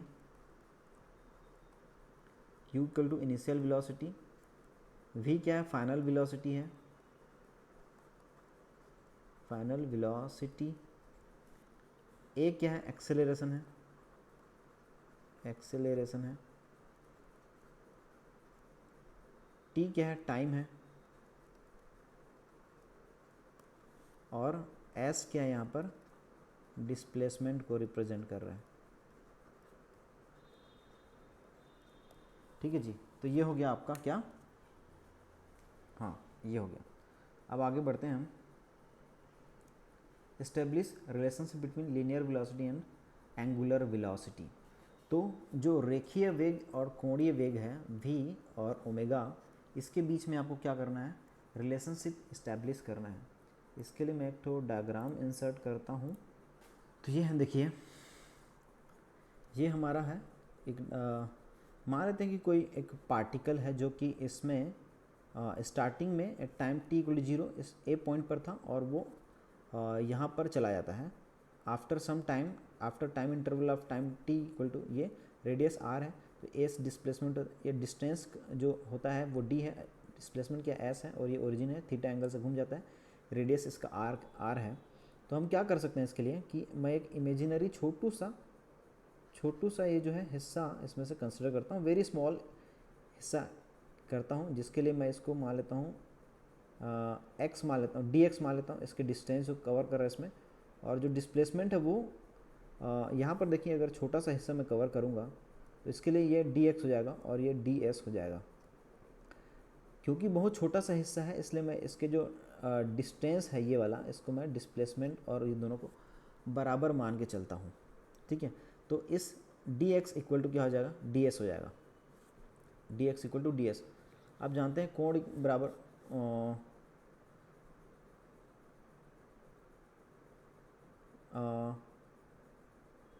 dx equal to ds equal to क्या हो जाएगा, r इंटू थीटा हो जाएगा, r इंटू डी थीटा हो जाएगा, कोण बराबर चाप बटे त्रिज्या, तो ds इक्वल टू यहीं से कोण बराबर चाप बटे त्रिज्या से r इंटू डी थीटा हो जाएगा। ठीक है, अब मुझे क्या करना है, क्योंकि ये पार्टिकल जो है ए से बी तक जा रहा है ना, तो यहाँ पर मैं ले लेता हूँ d s equal to r radius है और डी थीटा क्या है, इसका एंगल है। इसको मैं इंटीग्रेट करता हूँ, इसको भी मैं इंटीग्रेट, आर कांस्टेंट बाहर निकल जाएगा, आर रेडियस है। ये कहाँ से कहाँ जा रहा है, एस जो है 0 से जा रहा है, डिस्प्लेसमेंट टोटल कितना हो जा रहा है, एस हो जा रहा है। ये थीटा 0 से कहाँ जा रहा है, सॉरी 0 से कहाँ जा रहा है, थीटा तक जा रहा है।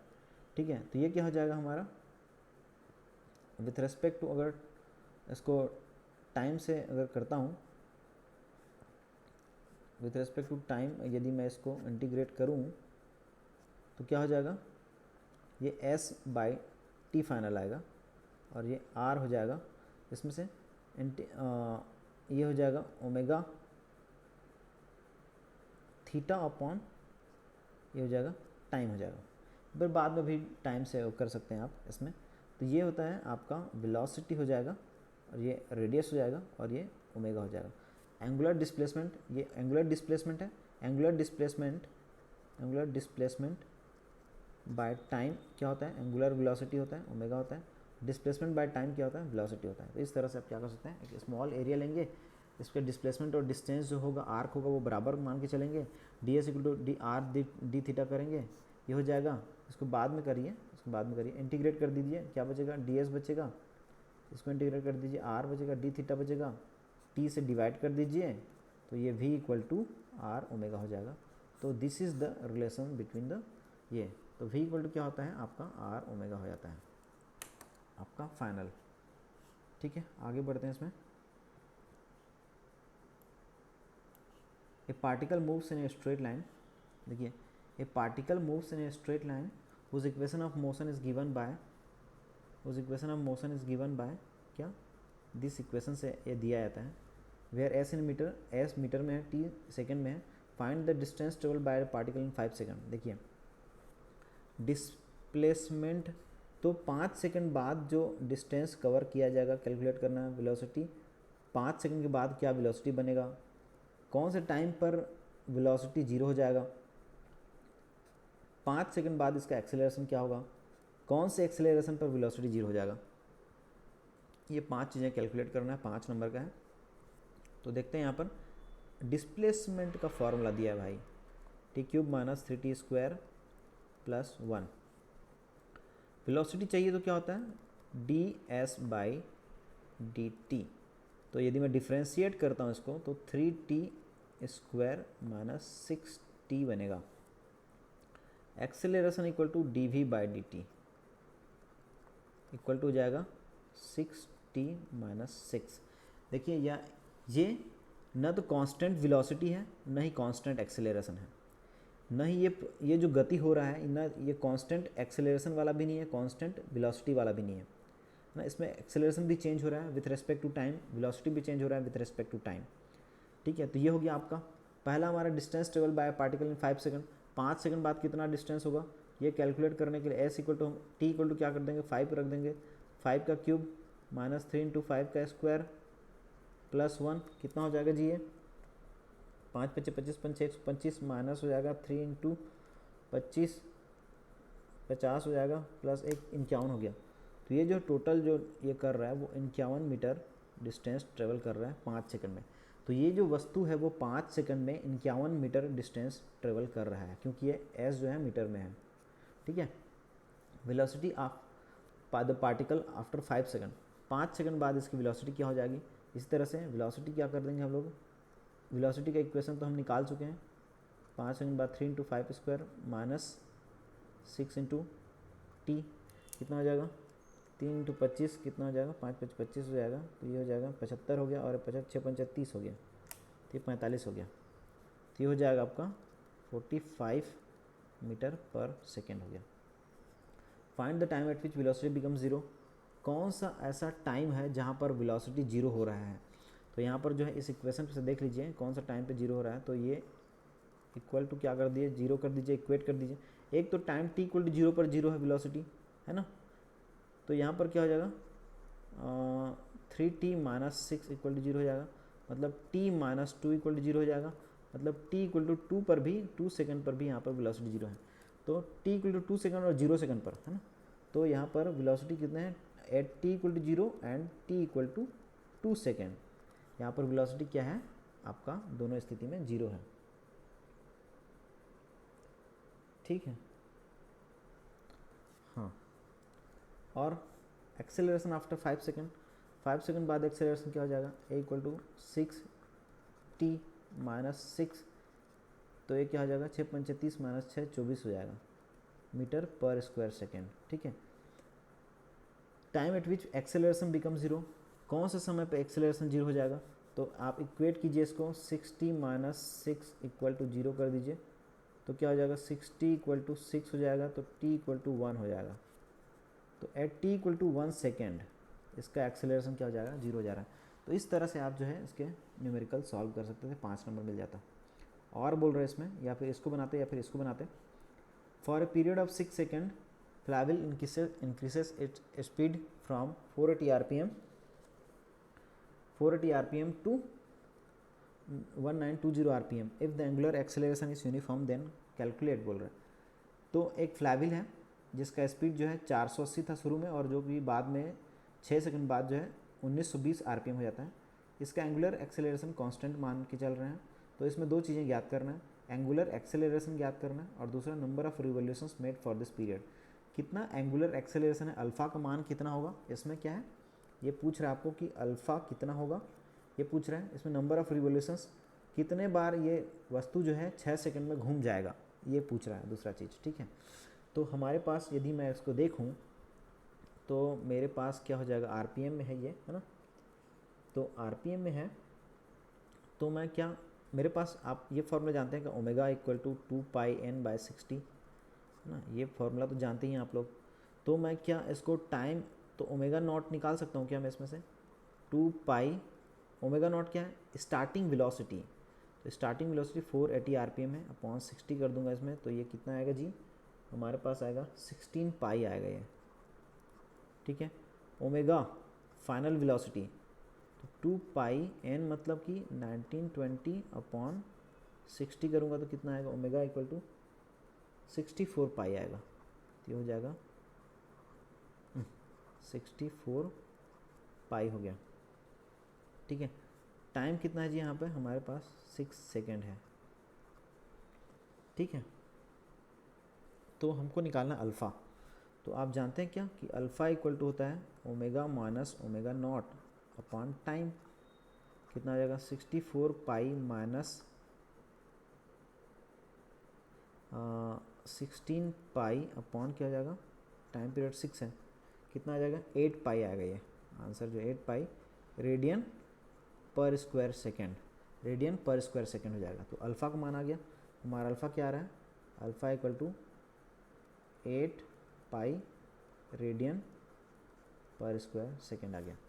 अब क्या बोल रहे हैं, नंबर ऑफ रिवोल्यूशंस, तो थीटा, ये आप फॉर्मूला जानते हैं क्या, जैसे हमारे पास क्या होता है s equal to u t plus half a t square, ये फॉर्मूला होता है लीनियर वेलोसिटी के लिए, एस के बदले में हम थीटा लिखते हैं, एंगुलर ये डिस्प्लेसमेंट है, ये एंगुलर डिस्प्लेसमेंट है, यू है तो ये ओमेगा नॉट है, टाइम है तो टाइम इच है, हाफ है, ए के बदले में अल्फा आता है, टाइम के बदले में टी आता है, ठीक है। इस फॉर्मूले में यदि मैं रखूँगा theta equal to angular displacement equal to omega naught क्या है 16π है इंटू 6 है प्लस हाफ है, अल्फ़ा कितना है 8π है इंटू टाइम के स्क्वायर मतलब 6 का स्क्वायर हो जाएगा, कितना आ जाएगा थीटा हमारे पास, ये आ रहा है 240π, ठीक है।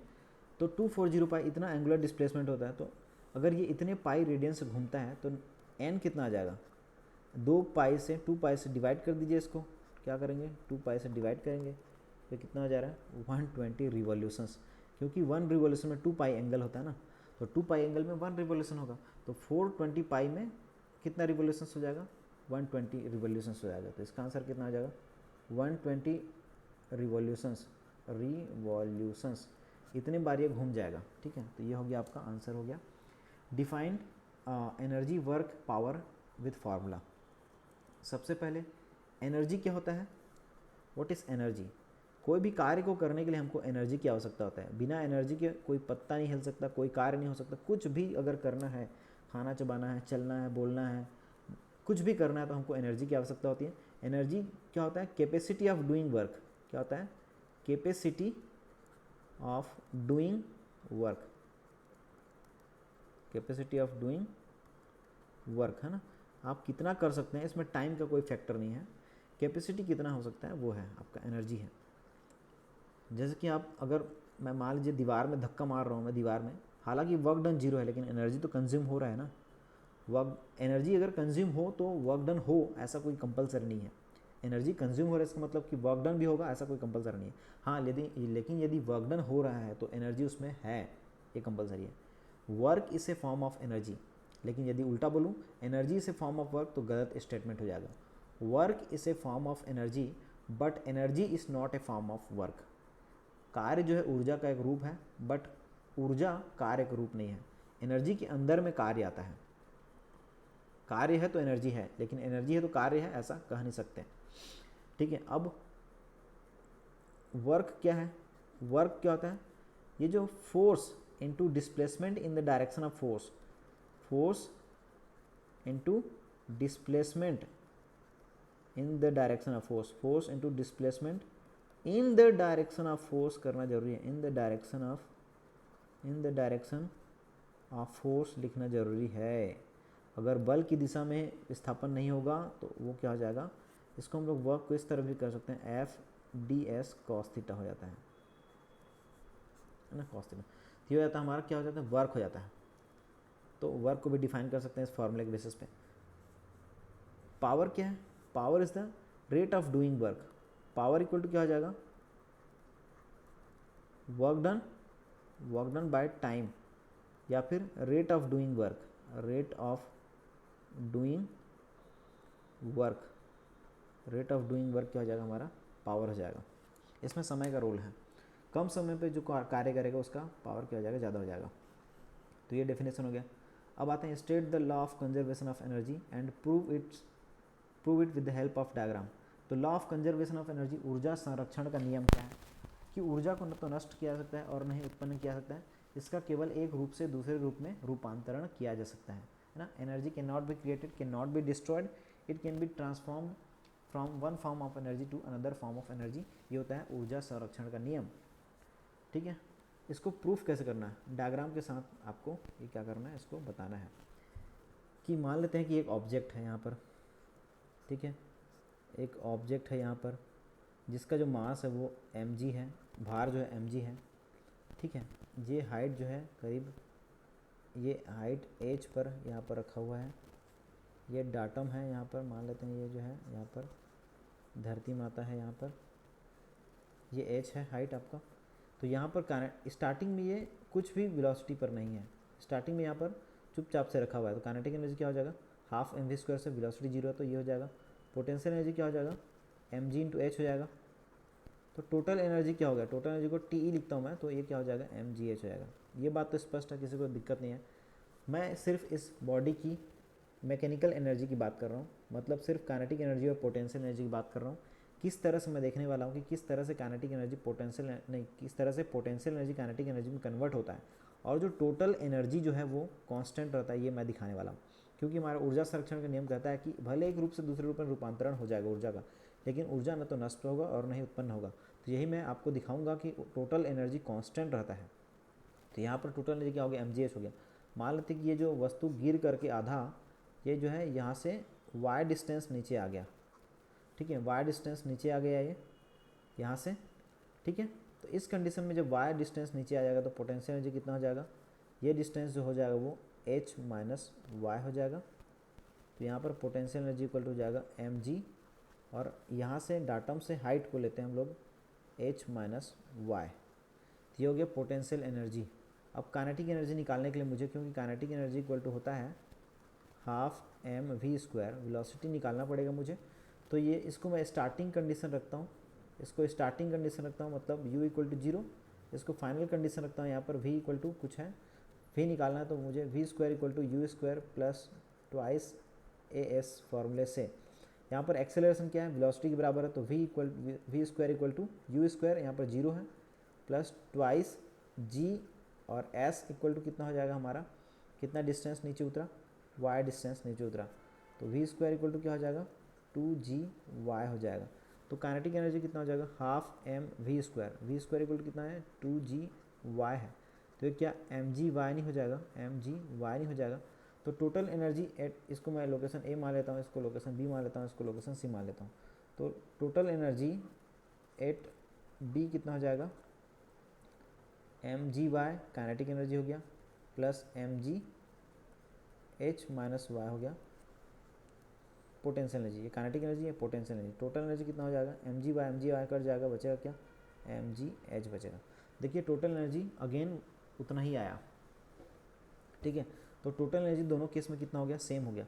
मान के चलते हैं कि ये जो बॉडी है अब जो है ठीक टकराने की कंडीशन में है, मतलब यहाँ पर जो डिस्टेंस है वो क्या हो गया, 0 हो गया। तो यहाँ पर पोटेंशियल एनर्जी कितना हो जाएगा, यहाँ पर ठीक टकराने की कंडीशन में, टकराया नहीं है लेकिन ठीक टकराने की कंडीशन में पोटेंशियल एनर्जी 0 हो जाएगा।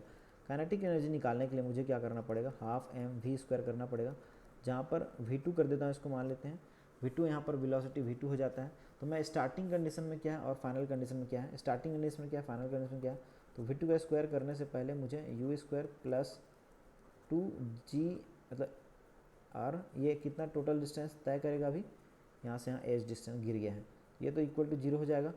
तो V2 का स्क्वायर जो होगा आपका 2GH हो जाएगा। तो यहाँ से अगर देखते हैं कि हाफ एम V2 का स्क्वायर कितना है, 2GH है, तो क्या ये mgh हो गया। अब total energy at point C करूँगा मैं यहाँ पर, तो क्या हो जाएगा, potential energy plus kinetic energy total मिलाकर क्या हो जाएगा, mgh हो जाएगा। तो हर कंडीशन में देखिए, चाहे वो यहाँ पर हो चाहे यहाँ पर हो, चाहे यहाँ पर, टोटल एनर्जी कांस्टेंट है। इसका मतलब है कि कुल ऊर्जा जो है संरक्षित है। और यहाँ पर पोटेंशियल एनर्जी जो है धीरे धीरे जैसे जैसे ये नीचे आते जा रहा है, इसकी जो स्थिर ऊर्जा है, स्थैतिक ऊर्जा है, वो गतिज ऊर्जा में रूपांतरित होते जा रहा है, ठीक है। तो ये हो गया हमारा ऊर्जा संरक्षण का नियम विथ डायग्राम। आगे बढ़ते हैं इसमें।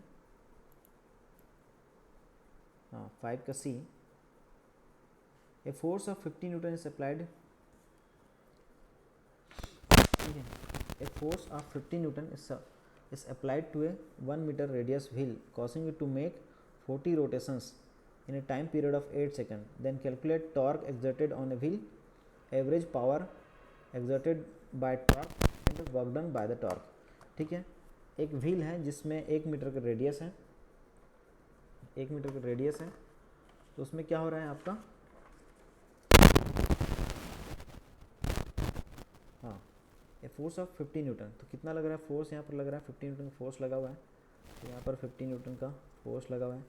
और जो व्हील है उसका रेडियस कितना है, व्हील है मान लेते हैं ये आपका व्हील है, ठीक है। तो ये आपका जो फोर्स लगा हुआ है ये इस तरफ से लगा हुआ है 50 न्यूटन, और जो रेडियस है यहाँ से R इक्वल टू 1 मीटर है ये। टॉर्क कितना हो जाएगा,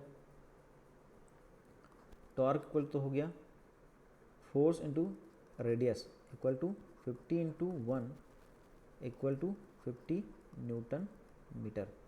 तो यहाँ पर जो बोल रहा है torque exerted on the top, जो पहला है ए है, इसका एक तो आंसर आ ही चुका है, 50 न्यूटन मीटर टॉर्क हो गया, ठीक है। टॉर्क इक्वल 50 न्यूटन मीटर हो गया। Average power exerted by the torque, यहाँ पर देखते हैं हम कि यहाँ पर कितना है, 40 रोटेशंस, एन इक्वल टू क्या दिया और क्या दिया है, एन इक्वल टू 40 रोटेशंस दिया है in time period of 8 second, time period of 8 second दिया है। तो एक व्हील पर 50 न्यूटन का बल लगा हुआ है, उसको 8 सेकंड में 40 बार रोटेट करवा रहा है वो, तो टॉर्क कितना लग गया उसमें, ये हो गया average power exerted by the torque and work done by the torque. तो यहाँ पर 40 रोटेशंस कर रहा है भाई, तो थीटा कितना हो गया, एंगुलर डिस्प्लेसमेंट कितना हो जाएगा, 40 इंटू 2 पाई, क्योंकि एक रोटेशन में 2 पाई का एंगल होता है, तो ये क्या हो जाएगा 80 पाई का एंगुलर डिस्प्लेसमेंट हो गया। तो वर्क डन क्या होता है हमारा, वर्क डन, तो work done W equal to क्या हो जाएगा, torque into theta, T into theta, torque equal to theta हमारा क्या होता है, वर्क डन होता है। तो ये क्या हो जाएगा, टॉर्क है ये इंटू 80 पाई है ये, तो ये आ जाएगा आपका कुछ आ रहा है ये 12,566.37 न्यूटन मीटर, या इसको जूल भी कह सकते हैं, इतना का वर्क डन हो गया है, ठीक है। तो ये वर्क डन सी कितना हो गया हमारा, ये 1256.67 जूल हो गया। ये क्या हो गया, वर्क डन हो गया। तो पावर कितना आ जाएगा, पावर इक्वल टू होता है वर्क डन बाय टाइम। तो यदि मैं इसको 8 से डिवाइड कर दूंगा, 12,566.37/8 कर दूंगा, तो ये कितना आ रहा है हमारा 1570.8 जूल हो जाए, वाट हो जाएगा ये। हाँ, तो ये जो बी है इसका आंसर क्या हो गया 1570.8 वाट। ये हो गया इसका आंसर, कंप्लीट आंसर। काम करते हैं इसको। ए स्टोन, अब क्या बोल रहे हैं, तो एक काम करते हैं, ड्रॉ में जाता हूँ मैं इसमें, और ये इरेजर को सेलेक्ट करके मैं इसको मिटा देता हूँ, ताकि मुझे जो है इसको नोट कर लिए होंगे आप, है ना, ऐसा करता हूँ, नोट कर लिए होंगे आप इसको। तो मैं क्या करता हूँ, इसको डिलीट कर देता हूँ और मैं यहाँ पर अगेन आ जाता हूँ। और को देखते हैं हम लोग इसको। A stone weighing 100 kg, mass कितना है इसका, is drop from height of 40 metre after travelling a distance of 30 metre, what will be its kinetic energy and potential energy. एक पत्थर है 100 किलो का, ठीक है, एक 100 किलो का पत्थर है, 100 किलो का पत्थर है, जो कि ज़मीन से 40 मीटर की दूरी पर रखा हुआ है, ठीक है। तो इसको मैं ड्रॉप करता हूँ, चुपचाप छोड़ दिया जाता है। जब ये नीचे से यहाँ 30 मीटर तक गिर जाता है, ये पत्थर 30 मीटर तक गिर जाता है, तो इस स्थिति में इसकी काइनेटिक एनर्जी क्या होगी, पोटेंशियल एनर्जी क्या होगी, आपको बताना है। ये तो हाइट कितना बच जाएगा, ये बच जाएगा 10 मीटर। पोटेंशियल एनर्जी कितना हो जाएगा, mg/h, h कितना हो गया, 10 हो गया, है ना। तो ये इतना हो जाएगा। अब ये 1000 हो गया, जी कितना है 9.81 है, तो 100 इंटू 9.81 इंटू 10 क्या हो जाएगा 9810, ये हो जाएगा इतना जूल हो जाएगा पोटेंशियल एनर्जी इक्वल टू, तो ये हो जाएगा पोटेंशियल एनर्जी। अब काइनेटिक एनर्जी निकालने के लिए मुझे क्या होता है, काइनेटिक एनर्जी का फॉर्मूला पता होना चाहिए कि हाफ mv² होता है। तो यहाँ पर v निकालना पड़ेगा, तो हम v कैसे निकालते हैं, v² equal to u² plus 2as होता है, तो a के बदले में g आएगा, s के बदले में 30 आ गया यहाँ पर, तो v² इक्वल टू हो जाएगा आपका 60 इंटू 9.81 जो भी आएगा, ठीक है। तो यहाँ पर काइनेटिक एनर्जी क्या हो जाएगा आपका, half into m into v², मतलब 60 इंटू 9.81, ठीक है। तो ये हो जाएगा आपका 30 हो जाएगा, ये हो जाएगा 981 हो जाएगा इंटू 30 हो जाएगा, कितना आ रही है काइनेटिक एनर्जी, हो जाएगा आ रहा है आपका 29,430 जूल का इसमें आ रहा है आपका वर्क डन। तो काइनेटिक एनर्जी हो गया 29,430 और पोटेंशियल हो गया 9,810 जूल हो गया। तो इस तरह से आप क्या कर सकते हैं, काइनेटिक एनर्जी और पोटेंशियल एनर्जी निकाल सकते हैं। आगे बढ़ते हैं, 5 चैप्टर का हो चुका है हमारा, 6वां चैप्टर में आ चुके हैं हम। Answer any 2 from the following, किसी 2 का आपको आंसर करना है, वैसे मैं सबका करूँगा। Condition of self locking of the machine. देखिए सेल्फ लॉकिंग का मतलब पहले समझा देता हूँ कि जैसे हम इसको कार को मान लीजिए उठाना है, पंचर हो गया, कार को उठा रहे हैं आप, स्क्रू जैक को उठा रहे हैं, तो जब आप उठाते रहते हैं तो बीच में जब उसको हैंडल से हाथ हटाते हैं तो क्या वापस गिर जाता है, वो नहीं गिरता, दैट मीन्स वो सेल्फ लॉक हो गया है। जब हम लोग उसमें फोर्स लगा कर रखते हैं तो वो क्या करता है, अपना ऑपरेशन परफॉर्म करते रहता है, लेकिन फोर्स को हटाने पर वापस यदि गिर जाता है तो उसको रिवर्सिबल कहते हैं। लेकिन जो वहीं पर अटक जाए, फोर्स हटाने के बावजूद भी वो अपना कार्य विपरीत दिशा में न करे, मतलब कि वहीं पर अटक जाए, जैसे कि स्क्रू जैक जो होता है वो वहीं पर अटक जाता है, यदि मैं उसमें से हैंडल से फोर्स हटा दूँ तो उसको बोलते हैं सेल्फ लॉकिंग। सेल्फ लॉकिंग अब कब होगा, जब वहाँ पर जो है फ्रिक्शन ज़्यादा होगा, फ्रिक्शन ज़्यादा होगा तो एफिशिएंसी कम होगा। When the efficiency of the machine is less than 50%, ये होता है सेल्फ लॉकिंग।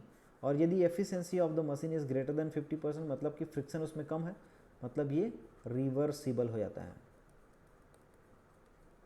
और ये क्या होता है, कंडीशन फॉर सेल्फ लॉकिंग है ये, self locking. Self locking criteria क्या है, कंडीशन क्या है कि 50% से कम इसकी एफिशिएंसी होनी चाहिए। लॉ ऑफ मशीन क्या है, लॉ ऑफ मशीन क्या करता है, जो लोड लिफ्टेड, देखिए वेट लिफ्टिंग मशीन में हम कम एफर्ट डाल के, एफर्ट को पी से लिखते हैं, लोड को डब्ल्यू से लिखते हैं, कम एफर्ट डाल के ज़्यादा हैवी से हैवी भार को उठा पाते हैं सिंपल मशीन के कारण से। तो इसमें क्या करते हैं, लॉ ऑफ मशीन क्या है, इन दोनों के बीच में रिलेशनशिप को एस्टेब्लिश करता है। दोनों के बीच में संबंध क्या होता है, एक फॉर्मूले से एम डब्ल्यू प्लस सी होता है, ये हम इसको बोलते हैं law of machine. The relationship between the load lifted and the effort applied, दोनों के बीच में जो संबंध होता है इसको हम लोग बोलते हैं लॉ ऑफ मशीन कहते हैं, जिसको सब P equal to M W plus C करते हैं।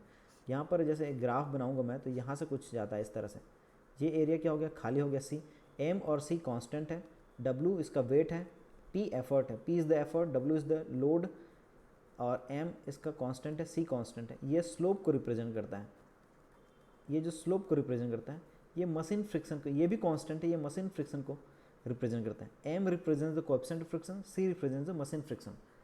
तो मशीन में जितना ज़्यादा फ्रिक्शन होगा उतना ज़्यादा क्या होगा उसमें, ये होगा।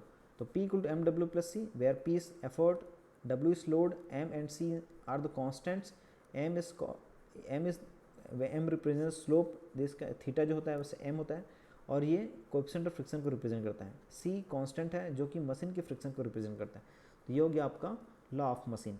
मैकेनिकल एडवांटेज, जैसे कि हम जानते हैं कि मैकेनिकल एडवांटेज जो होता है, इसका फॉर्मूला देखूँ तो क्या होता है, load lifted upon effort applied, तो ये ऑलवेज ग्रेटर देन 1 है ना, क्योंकि कम एफर्ट से हम भारी से भारी वस्तु को उठा पाते हैं। तो इसलिए क्या हो जाता है, mechanical advantage equal to load lifted upon effort applied, जो कि 1 से ज़्यादा होता है, इसको हम लोग क्या बोलते हैं, mechanical. Efficiency of the ideal machine क्या होता है, आइडल मशीन मतलब ऐसा मशीन जिसमें कोई फ्रिक्शन ना हो। तो आइडल मशीन जो होता है इसकी एफिशिएंसी हो जाती है 100%, क्योंकि इसमें फ्रिक्शन है ही नहीं। But it is not possible, but this machine is not possible, such machine is not possible, such machine is not possible, such machine is not possible। ठीक है, ऐसा मशीन नहीं होता है, लेकिन थ्योरेटिकली हम मानते हैं इसको कि आइडल मशीन जो है ये है। तो इसके क्या हो जाएगी, एफिशिएंसी 100% हो जाएगी। तो ये हो गया हमारा 6। अभी आते हैं 4 modes of power transmission, 4 mode बताइए।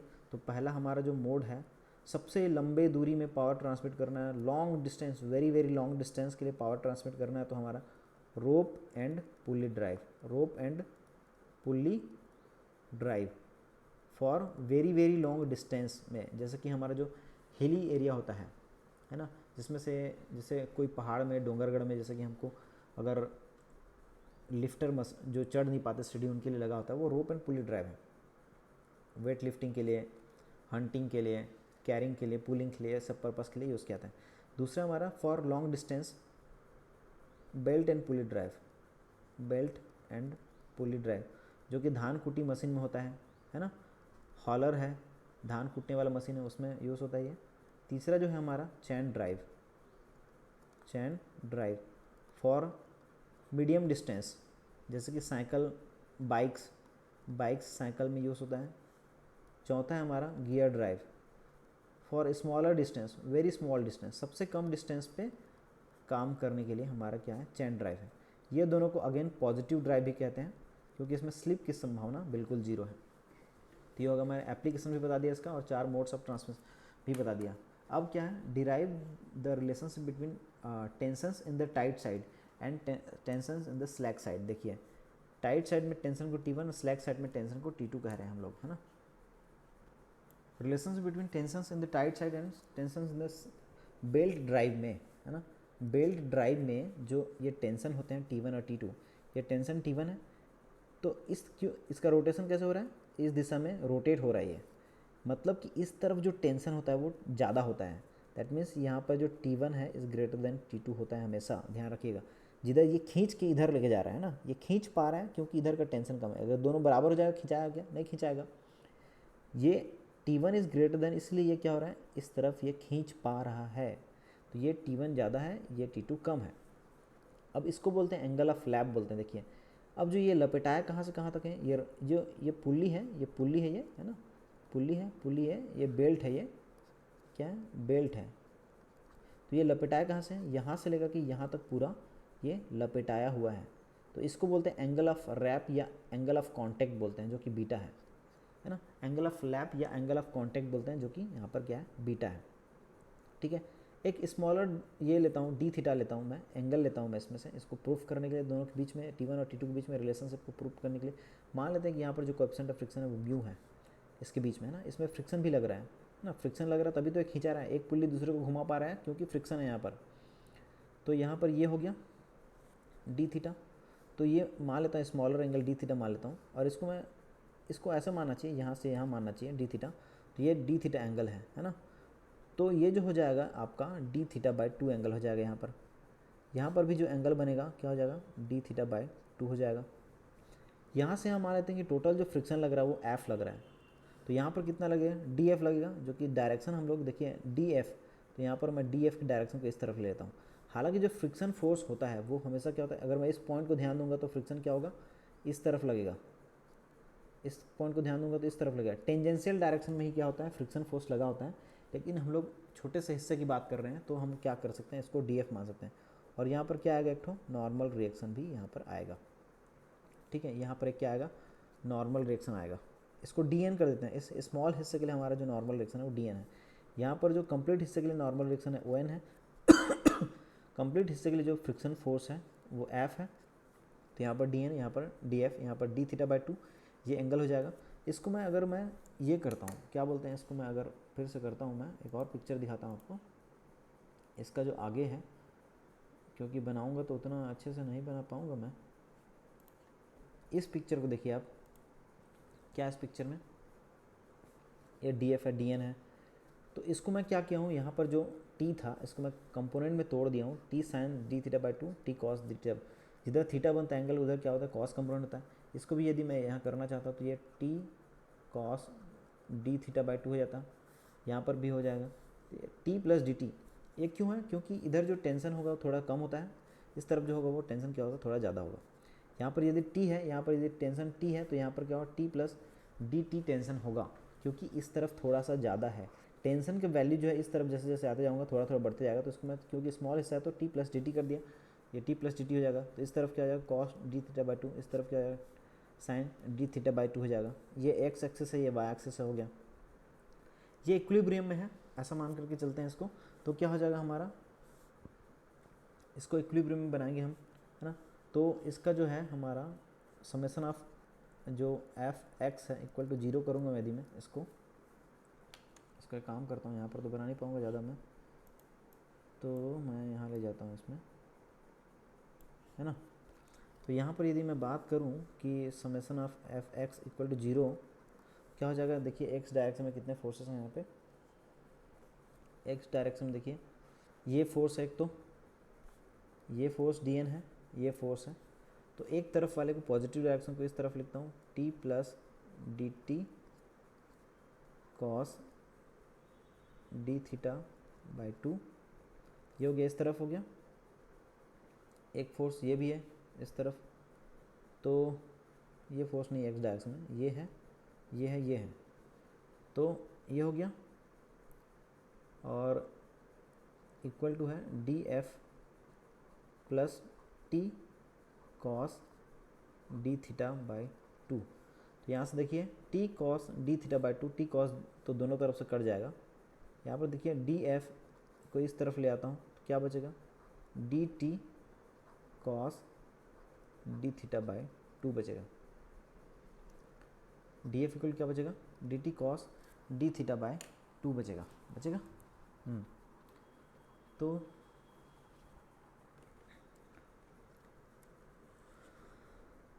यहाँ पर एक काम कर सकते हैं कि ये जो हमारा कॉस, क्योंकि D theta by 2 is very small, क्योंकि D theta by 2 is very small, तो क्या हो जाएगा, cos D theta by 2 equal to is almost equal to 1 sine D theta by 2 equal to D theta by 2 हो जाएगा। तो ये this is D T equal to, तो D T equal to क्या हो जाएगा, डी एफ, और D F equal क्या हो जाएगा, म्यू इंटू डी एन हो जाता है ना। Friction force equal to mu into normal reaction होता है, तो यहाँ पर ये हो जाएगा, इक्वेशन नंबर 1 हो जाएगा। इसी तरह से वर्टिकल डायरेक्शन जो जितने भी हैं उसको मैं क्या करूँगा, यहाँ पर देखिए टी है, साइन है डी थीटा बाई टू, ये जो है ये इस तरफ नीचे की ओर है, ये है T plus d T sine D theta by two हो गया, नीचे की ओर है ये नीचे हो गया, ये नीचे हो गया, और ये डी एन है इक्वल टू क्या है, डी एन है, इस तरफ है। तो इसको मैं T d theta by to करूँगा मैं, plus T d theta by to करूँगा मैं यहाँ पर, ये हो जाएगा। और इसके बाद ये आएगा डी टी इंटू, तो मैं यहाँ पर जो डी टी और sine D theta by two है ये वेरी वेरी स्मॉल हो जाएगा, वेरी वेरी स्मॉल। सो इसको मैं क्या करता हूँ, नेग्लेक्ट कर लेता हूँ। क्या बचेगा, T sine T d theta by two T d theta by two, क्योंकि साइन थीटा बाई टू ये हो जाता है, इक्वल टू क्या हो जाएगा, डी एन हो जाएगा। तो ये क्या हो जाएगा, T d theta equal to क्या हो जाएगा, डी एन हो जाएगा, हो जाएगा।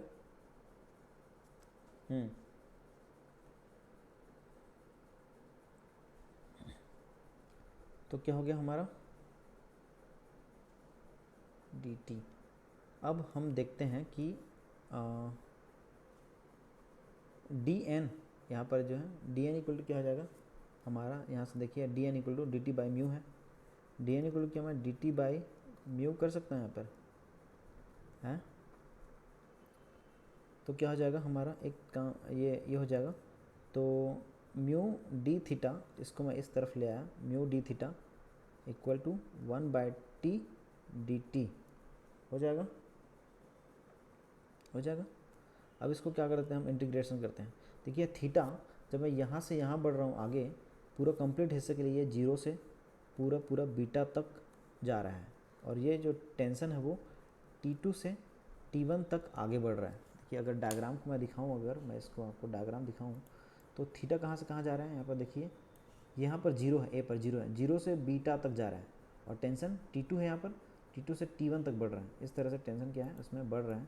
तो यहाँ पर वही चीज़ें मैं किया हूँ कि इसको इंटीग्रेट करने के लिए मैं क्या किया, जीरो से बीटा तक कर दिया, from zero to beta theta जा रहा है, और ये जा रहा है T2 से T1 जा रहा है। तो यहाँ पर क्या हो जाएगा, म्यू इंटू थीटा हो जाएगा, जहाँ पर ये जीरो से बीटा जाएगा, इक्वल टू क्या हो जाएगा, लॉग ई है ना, लॉग ई हो जाएगा T2 से T1 तक हो जाएगा। तो ये म्यू इंटू क्या हो जाएगा, बीटा हो जाएगा, हो जाएगा लॉग ई, तो T1 बाय T2 हो जाएगा। तो यहाँ से देखिए क्या मैं T1 बाय T2 को equal to e to the power mu beta कर सकता हूँ। यहाँ से ये आपका प्रूफ हो गया, लॉग ई को इधर जाऊँ तो ई टू पावर हो जाएगा, ये हो गया T1 by T2 equal to e to the power mu beta हो गया। तो ये हमारा फाइनल जो था रिलेशनशिप आ गया, T1 by T2 equal to e to the power mu beta, जो कि 6C का आंसर था हमारा। ठीक है, 6D ज़्यादा कुछ नहीं बचा है, थोड़ा सा बचा है बस। 6D का क्या है, right one application of each one of the following. Gear drive for very small distance, automobile vehicles में होता है, automobile vehicles, bikes, cars. Rope and pulley drive जो कि लिफ्टिंग के लिए, लिफ्टिंग पर्पस के लिए, हंटिंग के लिए, क्लाइंबिंग के लिए, क्लाइंबिंग के लिए यूज़ होता है, चढ़ने के लिए, है ना। बेल्ट एंड पुली ड्राइव हॉलर में होता है, बेल्ट एंड पुली ड्राइव हॉलर में होता है, ठीक है, पानी निकालने के लिए होता है। चैन ड्राइव बाईसाइकिल और बाइक्स में होता है, बाइक्स में, साइकिल्स में होता है। इस तरह से इसके एप्लीकेशंस हो गए। पहले भी बता चुका हूँ कि गियर ड्राइव सबसे कम डिस्टेंस पर होता है, चैन ड्राइव थोड़ा सा मीडियम डिस्टेंस के लिए होता है, बेल्ट एंड पुली जो है हाई डिस्टेंस के लिए होता है, और रोप एंड पुली बहुत ज़्यादा डिस्टेंस के लिए होता है। द वेलोसिटी रेशियो, आगे बढ़ते हैं हम, इसमें थोड़ा सा बचा है। द वेलोसिटी रेशियो 6 का ई है। The velocity ratio of a simple lifting machine is 30। It can lift weights of 2400 newton and 3000 newton with the help of इतना एंड इतना। देखिए क्या बोल रहे हैं, एक सिंपल लिफ्टिंग मशीन है जिसके वेलोसिटी रेशियो 30 है, ठीक है। ये जो है 150 न्यूटन के एफर्ट से 2400 न्यूटन के भार को उठाता है, और 180 न्यूटन के एफर्ट से 3000 न्यूटन के भार को उठाता है। अगर ऐसा है तो इसके लॉ ऑफ मशीन याद कीजिए। लॉ ऑफ मशीन मतलब P equal to M W plus C, ये निकालना है। लोड लिफ्टेड बाय 150 में 2400 उठा रहा है, 180 में 3000 का लोड उठा दे रहा है, तो 200 में कितना उठा पाएगा ये बताना है। और इसमें से effort wasted in friction for effort of 200, जब ये 200 न्यूटन के एफर्ट से जितना भी उठा रहा है उस कंडीशन में इसमें फ्रिक्शन के कारण से कितना एफर्ट वेस्ट हुआ वो निकालना है और मैक्सिमम एफिशिएंसी निकालना है। तो मैक्सिमम एफिशिएंसी का एक फार्मूला होता है कि मैक्सिमम एफिशिएंसी इक्वल टू क्या हो जाता है 1/m इंटू वेलोसिटी रेशियो होता है, m/वेलोसिटी रेशियो होता है। तो यदि m मिल जाएगा तो यहाँ पर m निकाल लेंगे हम लोग, सबसे पहले तो निकालेंगे भाई। तो मैं क्या करता हूँ, इसको गिवन डाटा लिखता हूँ मैं सबसे पहले। सबसे बढ़िया होता है आप पहले जो गिवन डाटा है उनको लिख लीजिए। गिवन डाटा क्या दिया है, वेलोसिटी रेशियो दिया है इक्वल टू कितना है 30 दिया है। यहाँ पर जो P1 है लोड जो लिफ्ट कर रहा है वो 150 न्यूटन है, P2 से कितना है 180 न्यूटन है। तो यहाँ पर जो W1 लेता है यहाँ पर वो है 2400 न्यूटन को उठा पाता है इतने से, और W2 जो है 180 में वो 3000 न्यूटन उठा पाता है ना। तो P जब इसमें 200 न्यूटन होगा तो कितना उठाएगा W इतना, तो जाहिर सी बात है ये कि 3000 से ज़्यादा होगा, क्योंकि ये जब 150 में जब 180 में 3000 उठा पा रहा है तो 200 में उससे ज़्यादा है तो उससे ज़्यादा उठा पाएगा, तो 3000 से ज़्यादा आना चाहिए हमारे पास। तो हमारे पास दो कंडीशन है, हम इसमें से देखते हैं कि P equal to M W plus C से हमारे पास दो इक्वेशन मिलेंगे। पहला P1 रखूँगा मैं इसमें, तो एम डब्ल्यू कितना उठा पाता है 2400 उठा पाता है, plus C equation number 1 two कितना है 180 न्यूटन में ये m कितना उठा पाता है 3000 न्यूटन को उठा पाता है, प्लस सी इक्वल टू हो गया इक्वेशन नंबर 2।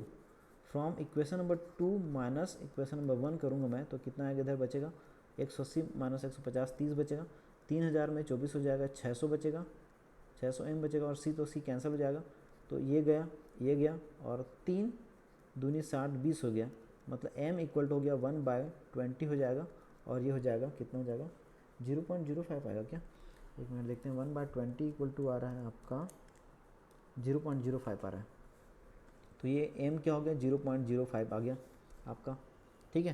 तो m इक्वल टू यहाँ पर कितना आ गया 0.05 आ गया, तो m आ गया, तो इसमें से इक्वेशन नंबर 1 में पुट कर दीजिए m का मान 150 इक्वल टू 0.0 यहाँ पर 1/, कितना है 20 है, इंटू 2400 कर दीजिए, प्लस सी कर दीजिए, ये जीरो से ये जीरो गया, 2 1 कम 2 दूनी 120 हो गया, तो c इक्वल टू कितना आएगा 150 माइनस 120 इक्वल टू कितना हो जाएगा 30 हो जाएगा। तो यहाँ पर क्या आ गया c 30 आ गया, तो यहाँ पर p इक्वल टू मैं लॉ ऑफ इक्वेशन रख सकता हूँ 0.05 w प्लस 30, तो ये हो गया हमारा पहला लॉ ऑफ मशीन हो गया, ठीक है। तो ये मैक्सिमम फ्रिक्शन भी आप निकाल सकते हैं, इसमें से maximum efficiency of the machine भी निकाल सकते हैं, कितना हो जाएगा मैक्सिमम एफिशिएंसी इक्वल टू 1/20, तो ये तो हो जाएगा 20 हो जाएगा, डिवाइड बाय वेलोसिटी रेशियो कितना है 30 है, तो 20/30 इक्वल टू कितना हो जाएगा 66 2/3 मतलब हो जाएगा 63 ये जो मैक्सिमम एफिशिएंसी आ रहा है वो आ जाएगा आपका मैक्सिमम एफिशिएंसी इक्वल टू हो जाएगा 66.67% हो जाएगा, ठीक है।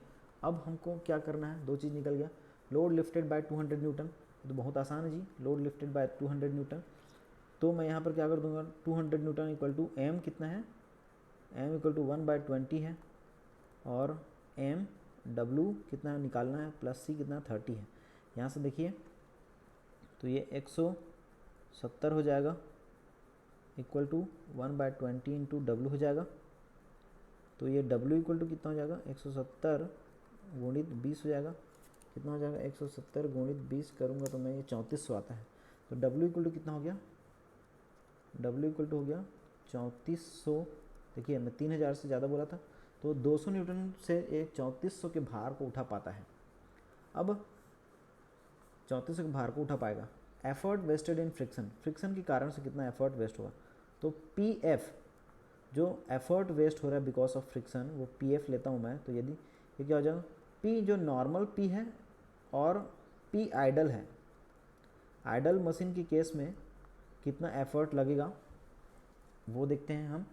तो अगर मैं जो एक्चुअल में फोर्स है, एक्चुअल में क्या है, एक्चुअल में कितना है हमारा 200 न्यूटन लग रहा है ना।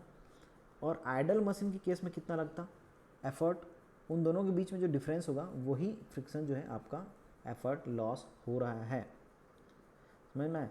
आइडल मशीन के केस में फ्रिक्शन नहीं होता, तो उस समय जो एफर्ट लगता है वो एकदम प्योर है, उसमें कोई एफर्ट लॉस नहीं है फ्रिक्शन की वजह से। तो हमें फ्रिक्शन की वजह से कितना एफर्ट लॉस हो रहा है वो निकालना है। तो क्या करूँगा, एक्चुअल में जो एफर्ट लग रहा है वो, और माइनस आइडल मशीन में जितना एफर्ट लग रहा है वो, आइडल मशीन में कितना लग रहा है वो हमको कैसे निकालना है। देखिए पी एफ इक्वल टू हमारा हो गया 200, एक्चुअल में लग रहा है 200 के केस में निकालने बोला है, माइनस क्या हो जाएगा, देखिए आइडल मशीन के केस में हमारा mechanical advantage equal to velocity ratio होता है ना। मैकेनिकल एडवांटेज नोट्स रेफर कर सकते हैं, mechanical advantage equal velocity ratio होता है, और mechanical advantage equal to W/P होता है। तो ये क्योंकि आइडल मशीन के केस में है तो इसलिए क्या हो जाएगा, P आइडल हो जाएगा। तो यहाँ पर P आइडल क्या, मैं P आइडल इक्वल टू क्या कर सकता हूँ, W/वेलोसिटी रेशियो कर सकता हूँ। तो यहीं पे वही करना है, W/ क्या करना है मुझे, वेलोसिटी रेशियो करना है। तो ये क्या हो जाएगा 200 माइनस, इस केस में W कितना है जी, 3400 है ना। 200 के केस में 3400 का हमारे पास लगता है। वेलोसिटी रेशियो कितना है, 30 है।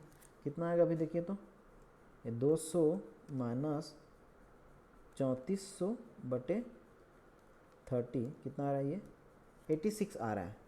तो जो ये 86.66 न्यूटन है, ये एफर्ट की वजह से, फ्रिक्शन की वजह से इतना एक्स्ट्रा एफर्ट लग रहा है।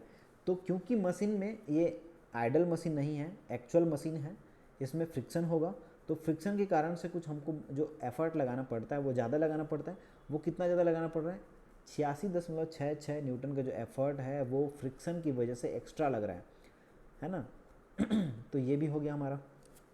तो इस तरह से आप निकाल सकते हैं 200 में से 86.66 न्यूटन जो है वो बिकॉज ऑफ फ्रिक्शन ही लग रहा है, फ्रिक्शन की वजह से लग रहा है। और क्या बचा है, और एक बचा है शायद, देखिए डिफरेंशियल व्हील एक है। डिफरेंशियल व्हील क्या है, the larger and the smaller diameter of an axle of a differential wheel and axle are 80 mm और 70 mm है। तो एक्सल होता है व्हील में, और एफर्ट जो है लग रहा है वो 250 mm के डायमीटर पर व्हील पर लग रहा है। तो इसकी एफिशिएंसी निकालनी है, और फ्रिक्शनल एफर्ट लॉस्ट, फ्रिक्शन की वजह से फिर से इसमें एफर्ट लॉस कितना हो रहा है वो निकालना है। और इसमें लोड दिया है 1050 को लिफ्ट करने के लिए हमको 25 न्यूटन का क्या लगता है, इसमें एफर्ट लगता है। तो सबसे पहले मैं समझा देता हूँ इसका वेलोसिटी रेशियो के लिए कि पिक्चर हमको, इसको न्यूमेरिकल को जानने से पहले मैं ये बताना चाहूँगा आपको कि देखिए ये जो व्हील है इसको क्या बोलते हैं, व्हील बोलते हैं। ये एक्सल है, BNC क्या है, एक्सल है। तो wheel and differential wheel and axle इसे बोलते हैं। व्हील पे आपका लगता है एफर्ट, ये क्या है, एफर्ट है, इसमें हम लोग लगा रहे हैं, और लोड जो है हैवी होता है इस लोड को उठाने के लिए। ये इस तरह से बाउंड है एक्सल्स में। इसका जो डायमीटर है वो 80 mm दिया है, इसमें 80 mm दिया है। ये जो छोटे का डायमीटर 70 mm दिया है इसमें, और ये जो है ये 250 mm का दिया है व्हील को। देखिए जब इसको मैं 1 टर्न एक बार जब इसको नीचे लाऊंगा तो कितना एंगल से घूम जाएगा। हमको सबसे पहले वेलोसिटी रेशियो निकालना है। वेलोसिटी रेशियो क्या होता है, effort distance travelled by effort, y, इसको y से लिखते हैं, distance travelled by effort divide by distance travelled by load, ये होता है। ये कितना डिस्टेंस ट्रेवल कर रहा है एफर्ट, देखिए एक रिवॉल्यूशंस में करवाऊंगा तो ये पाई इंटू कैपिटल D, ये डिस्टेंस इतना, ये क्या करेगा, इतना डिस्टेंस कवर करेगा। तो आपको ये बताना, देखना है कि इसमें से ये कितना ऊपर उठेगा लोड। एफर्ट जब पाई इंटू D एक नीचे आ रहा है तो ये कितना ऊपर, देखिए इसमें से ये जो रस्सी है ये क्या होगा, खुलेगा, इसमें से ओपन होगा। रस्सी क्या होगा, अनरैप होगा, ओपन होगा इसमें से, और इसमें क्या होगा, लपेटाएगा। इसमें कितना लपेटाएगा, पाई इंटू D2 लपेटाएगा। इसमें कितना निकलेगा, ओपन होगा, पाई D1 होगा। ओवरऑल क्या हो रहा है, ऊपर की ओर जा रहा है। लेकिन इन दोनों का जो डिफरेंस है पाई D2 माइनस पाई D1 है ना, इनके अंतर के बराबर के आधा ही इसमें क्या होगा, ये हो जाता है। तो इस तरह से वेलोसिटी रेशियो यदि मैं इसमें देखना चाहूँगा तो pi into capital D upon pi into D2 minus pi D1 का आधा करूँगा मैं इसमें, तो ये आधा ऊपर चला जाएगा, तो ये टोटल जो इसका वेलोसिटी रेशियो का जो फार्मूला होता है, पाई से पाई कट जाएगा जी, है ना। तो वेलोसिटी कितना होगा, पाई इंटू डी, सॉरी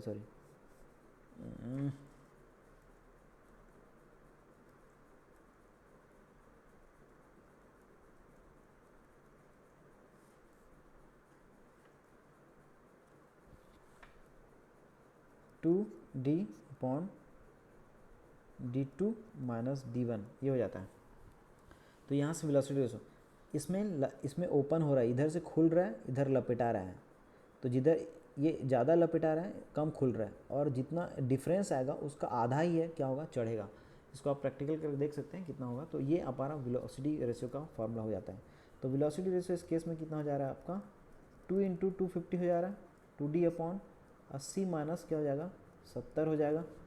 कितना आएगा जी हमारा velocity ratio, 2 × 250 divide by 80 minus 70 equal to जाएगा 50 हो जाएगा। तो हमारा क्या आ गया, वेलोसिटी रेशियो आ गया 50। ठीक है, क्या निकालने बोला है इसमें, एफर्ट अप्लाइड, है ना। तो ये हो गया हमारा। और यहाँ पर क्या दिया है, ये W है, कैपिटल W है, और यहाँ पर बाय 25, यहाँ पर जो P है वो 25 है, यहाँ छुप गया है, ये इसकी वजह से, इमेज की वजह से छुप गया है, इसलिए 25 है यहाँ पे। ठीक है, तो क्या निकालने बोला है इसमें, इसको मैं हटा देता हूँ इधर। देखिए effort frictional effort lost, PF निकालने बोला है इसमें। ठीक है, और एफिशिएंसी निकालने बोला है इसमें। ठीक है, तो एफिशिएंसी के लिए क्या करना पड़ेगा मुझे, सबसे पहले तो मुझे मैकेनिकल एडवांटेज देख लेना है कि मैकेनिकल एडवांटेज क्या होता है। मैकेनिकल एडवांटेज क्या हो जाएगा, load lifted upon effort applied equal to क्या हो जाएगा, 1050/25 इक्वल टू कितना हो जाएगा जी हमारा 42 आ गया। ठीक है, 42 आ गया। तो एफिशिएंसी आपका निकल जाएगा क्या, mechanical advantage upon velocity ratio होता है। तो मैकेनिकल एडवांटेज 42 अपॉन क्या हो जाएगा, 50 हो जाएगा। सो एक कितना आ जाएगा आपका, 84% आपका एफिशिएंसी आ रहा है। तो एफिशिएंसी आ गया 84% आ गया, 84%। अब PF निकालना है, तो PF इक्वल टू, अब मैं पहले ही बताया कि P माइनस P आइडल करते हैं हम लोग, है ना। तो इक्वल टू P माइनस क्या हो जाता है हमारा, P माइनस W जो लोड है अपॉन वेलोसिटी रेशियो करते हैं हम इसमें। तो P कितना है हमारा, 25 न्यूटन है, और इसमें लोड कितना हम लोग उठा पाते हैं, 1050 उठा पाते हैं। वेलोसिटी रेशियो कितना है इसमें, 50 है इसमें। कितना आ जाएगा हमारा, 4 न्यूटन आएगा इसमें। एफर्ट लॉस जो है 4 न्यूटन हो रहा है। तो सिर्फ 4 न्यूटन का, ये जो 25 न्यूटन का एफर्ट लगा रहे हैं आप, 1050 न्यूटन के भार को उठाने के लिए जो 25 न्यूटन का इसमें बल लगा रहे हैं, उसमें से 4 न्यूटन जो है वो सिर्फ फ्रिक्शन के कारण से लग रहा है। बाकी जो 21 न्यूटन है वो क्या हो रहा है आपका, एक्चुअल में काम आ रहा है।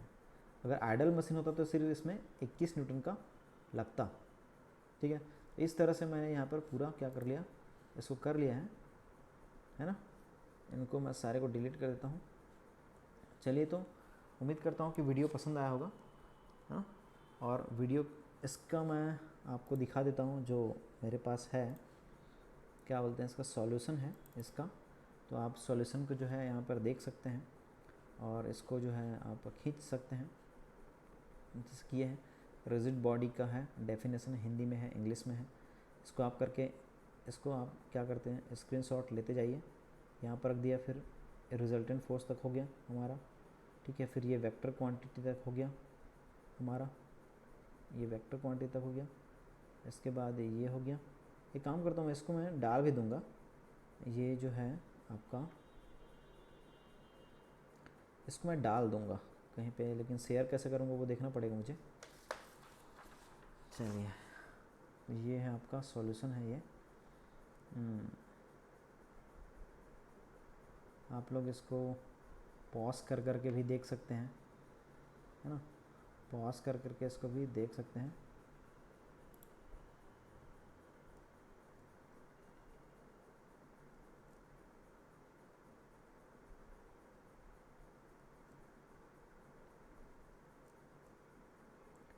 फाइव का हो गया,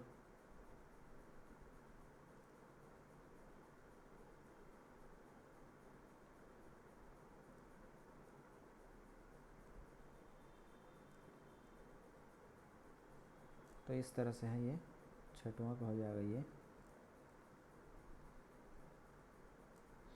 चलिए मैं इसको किसी माध्यम से देने का प्रयास करूँगा, और यदि आपको नहीं मिला तो ये आप कम से कम स्क्रीनशॉट तो रख सकते हैं इसका।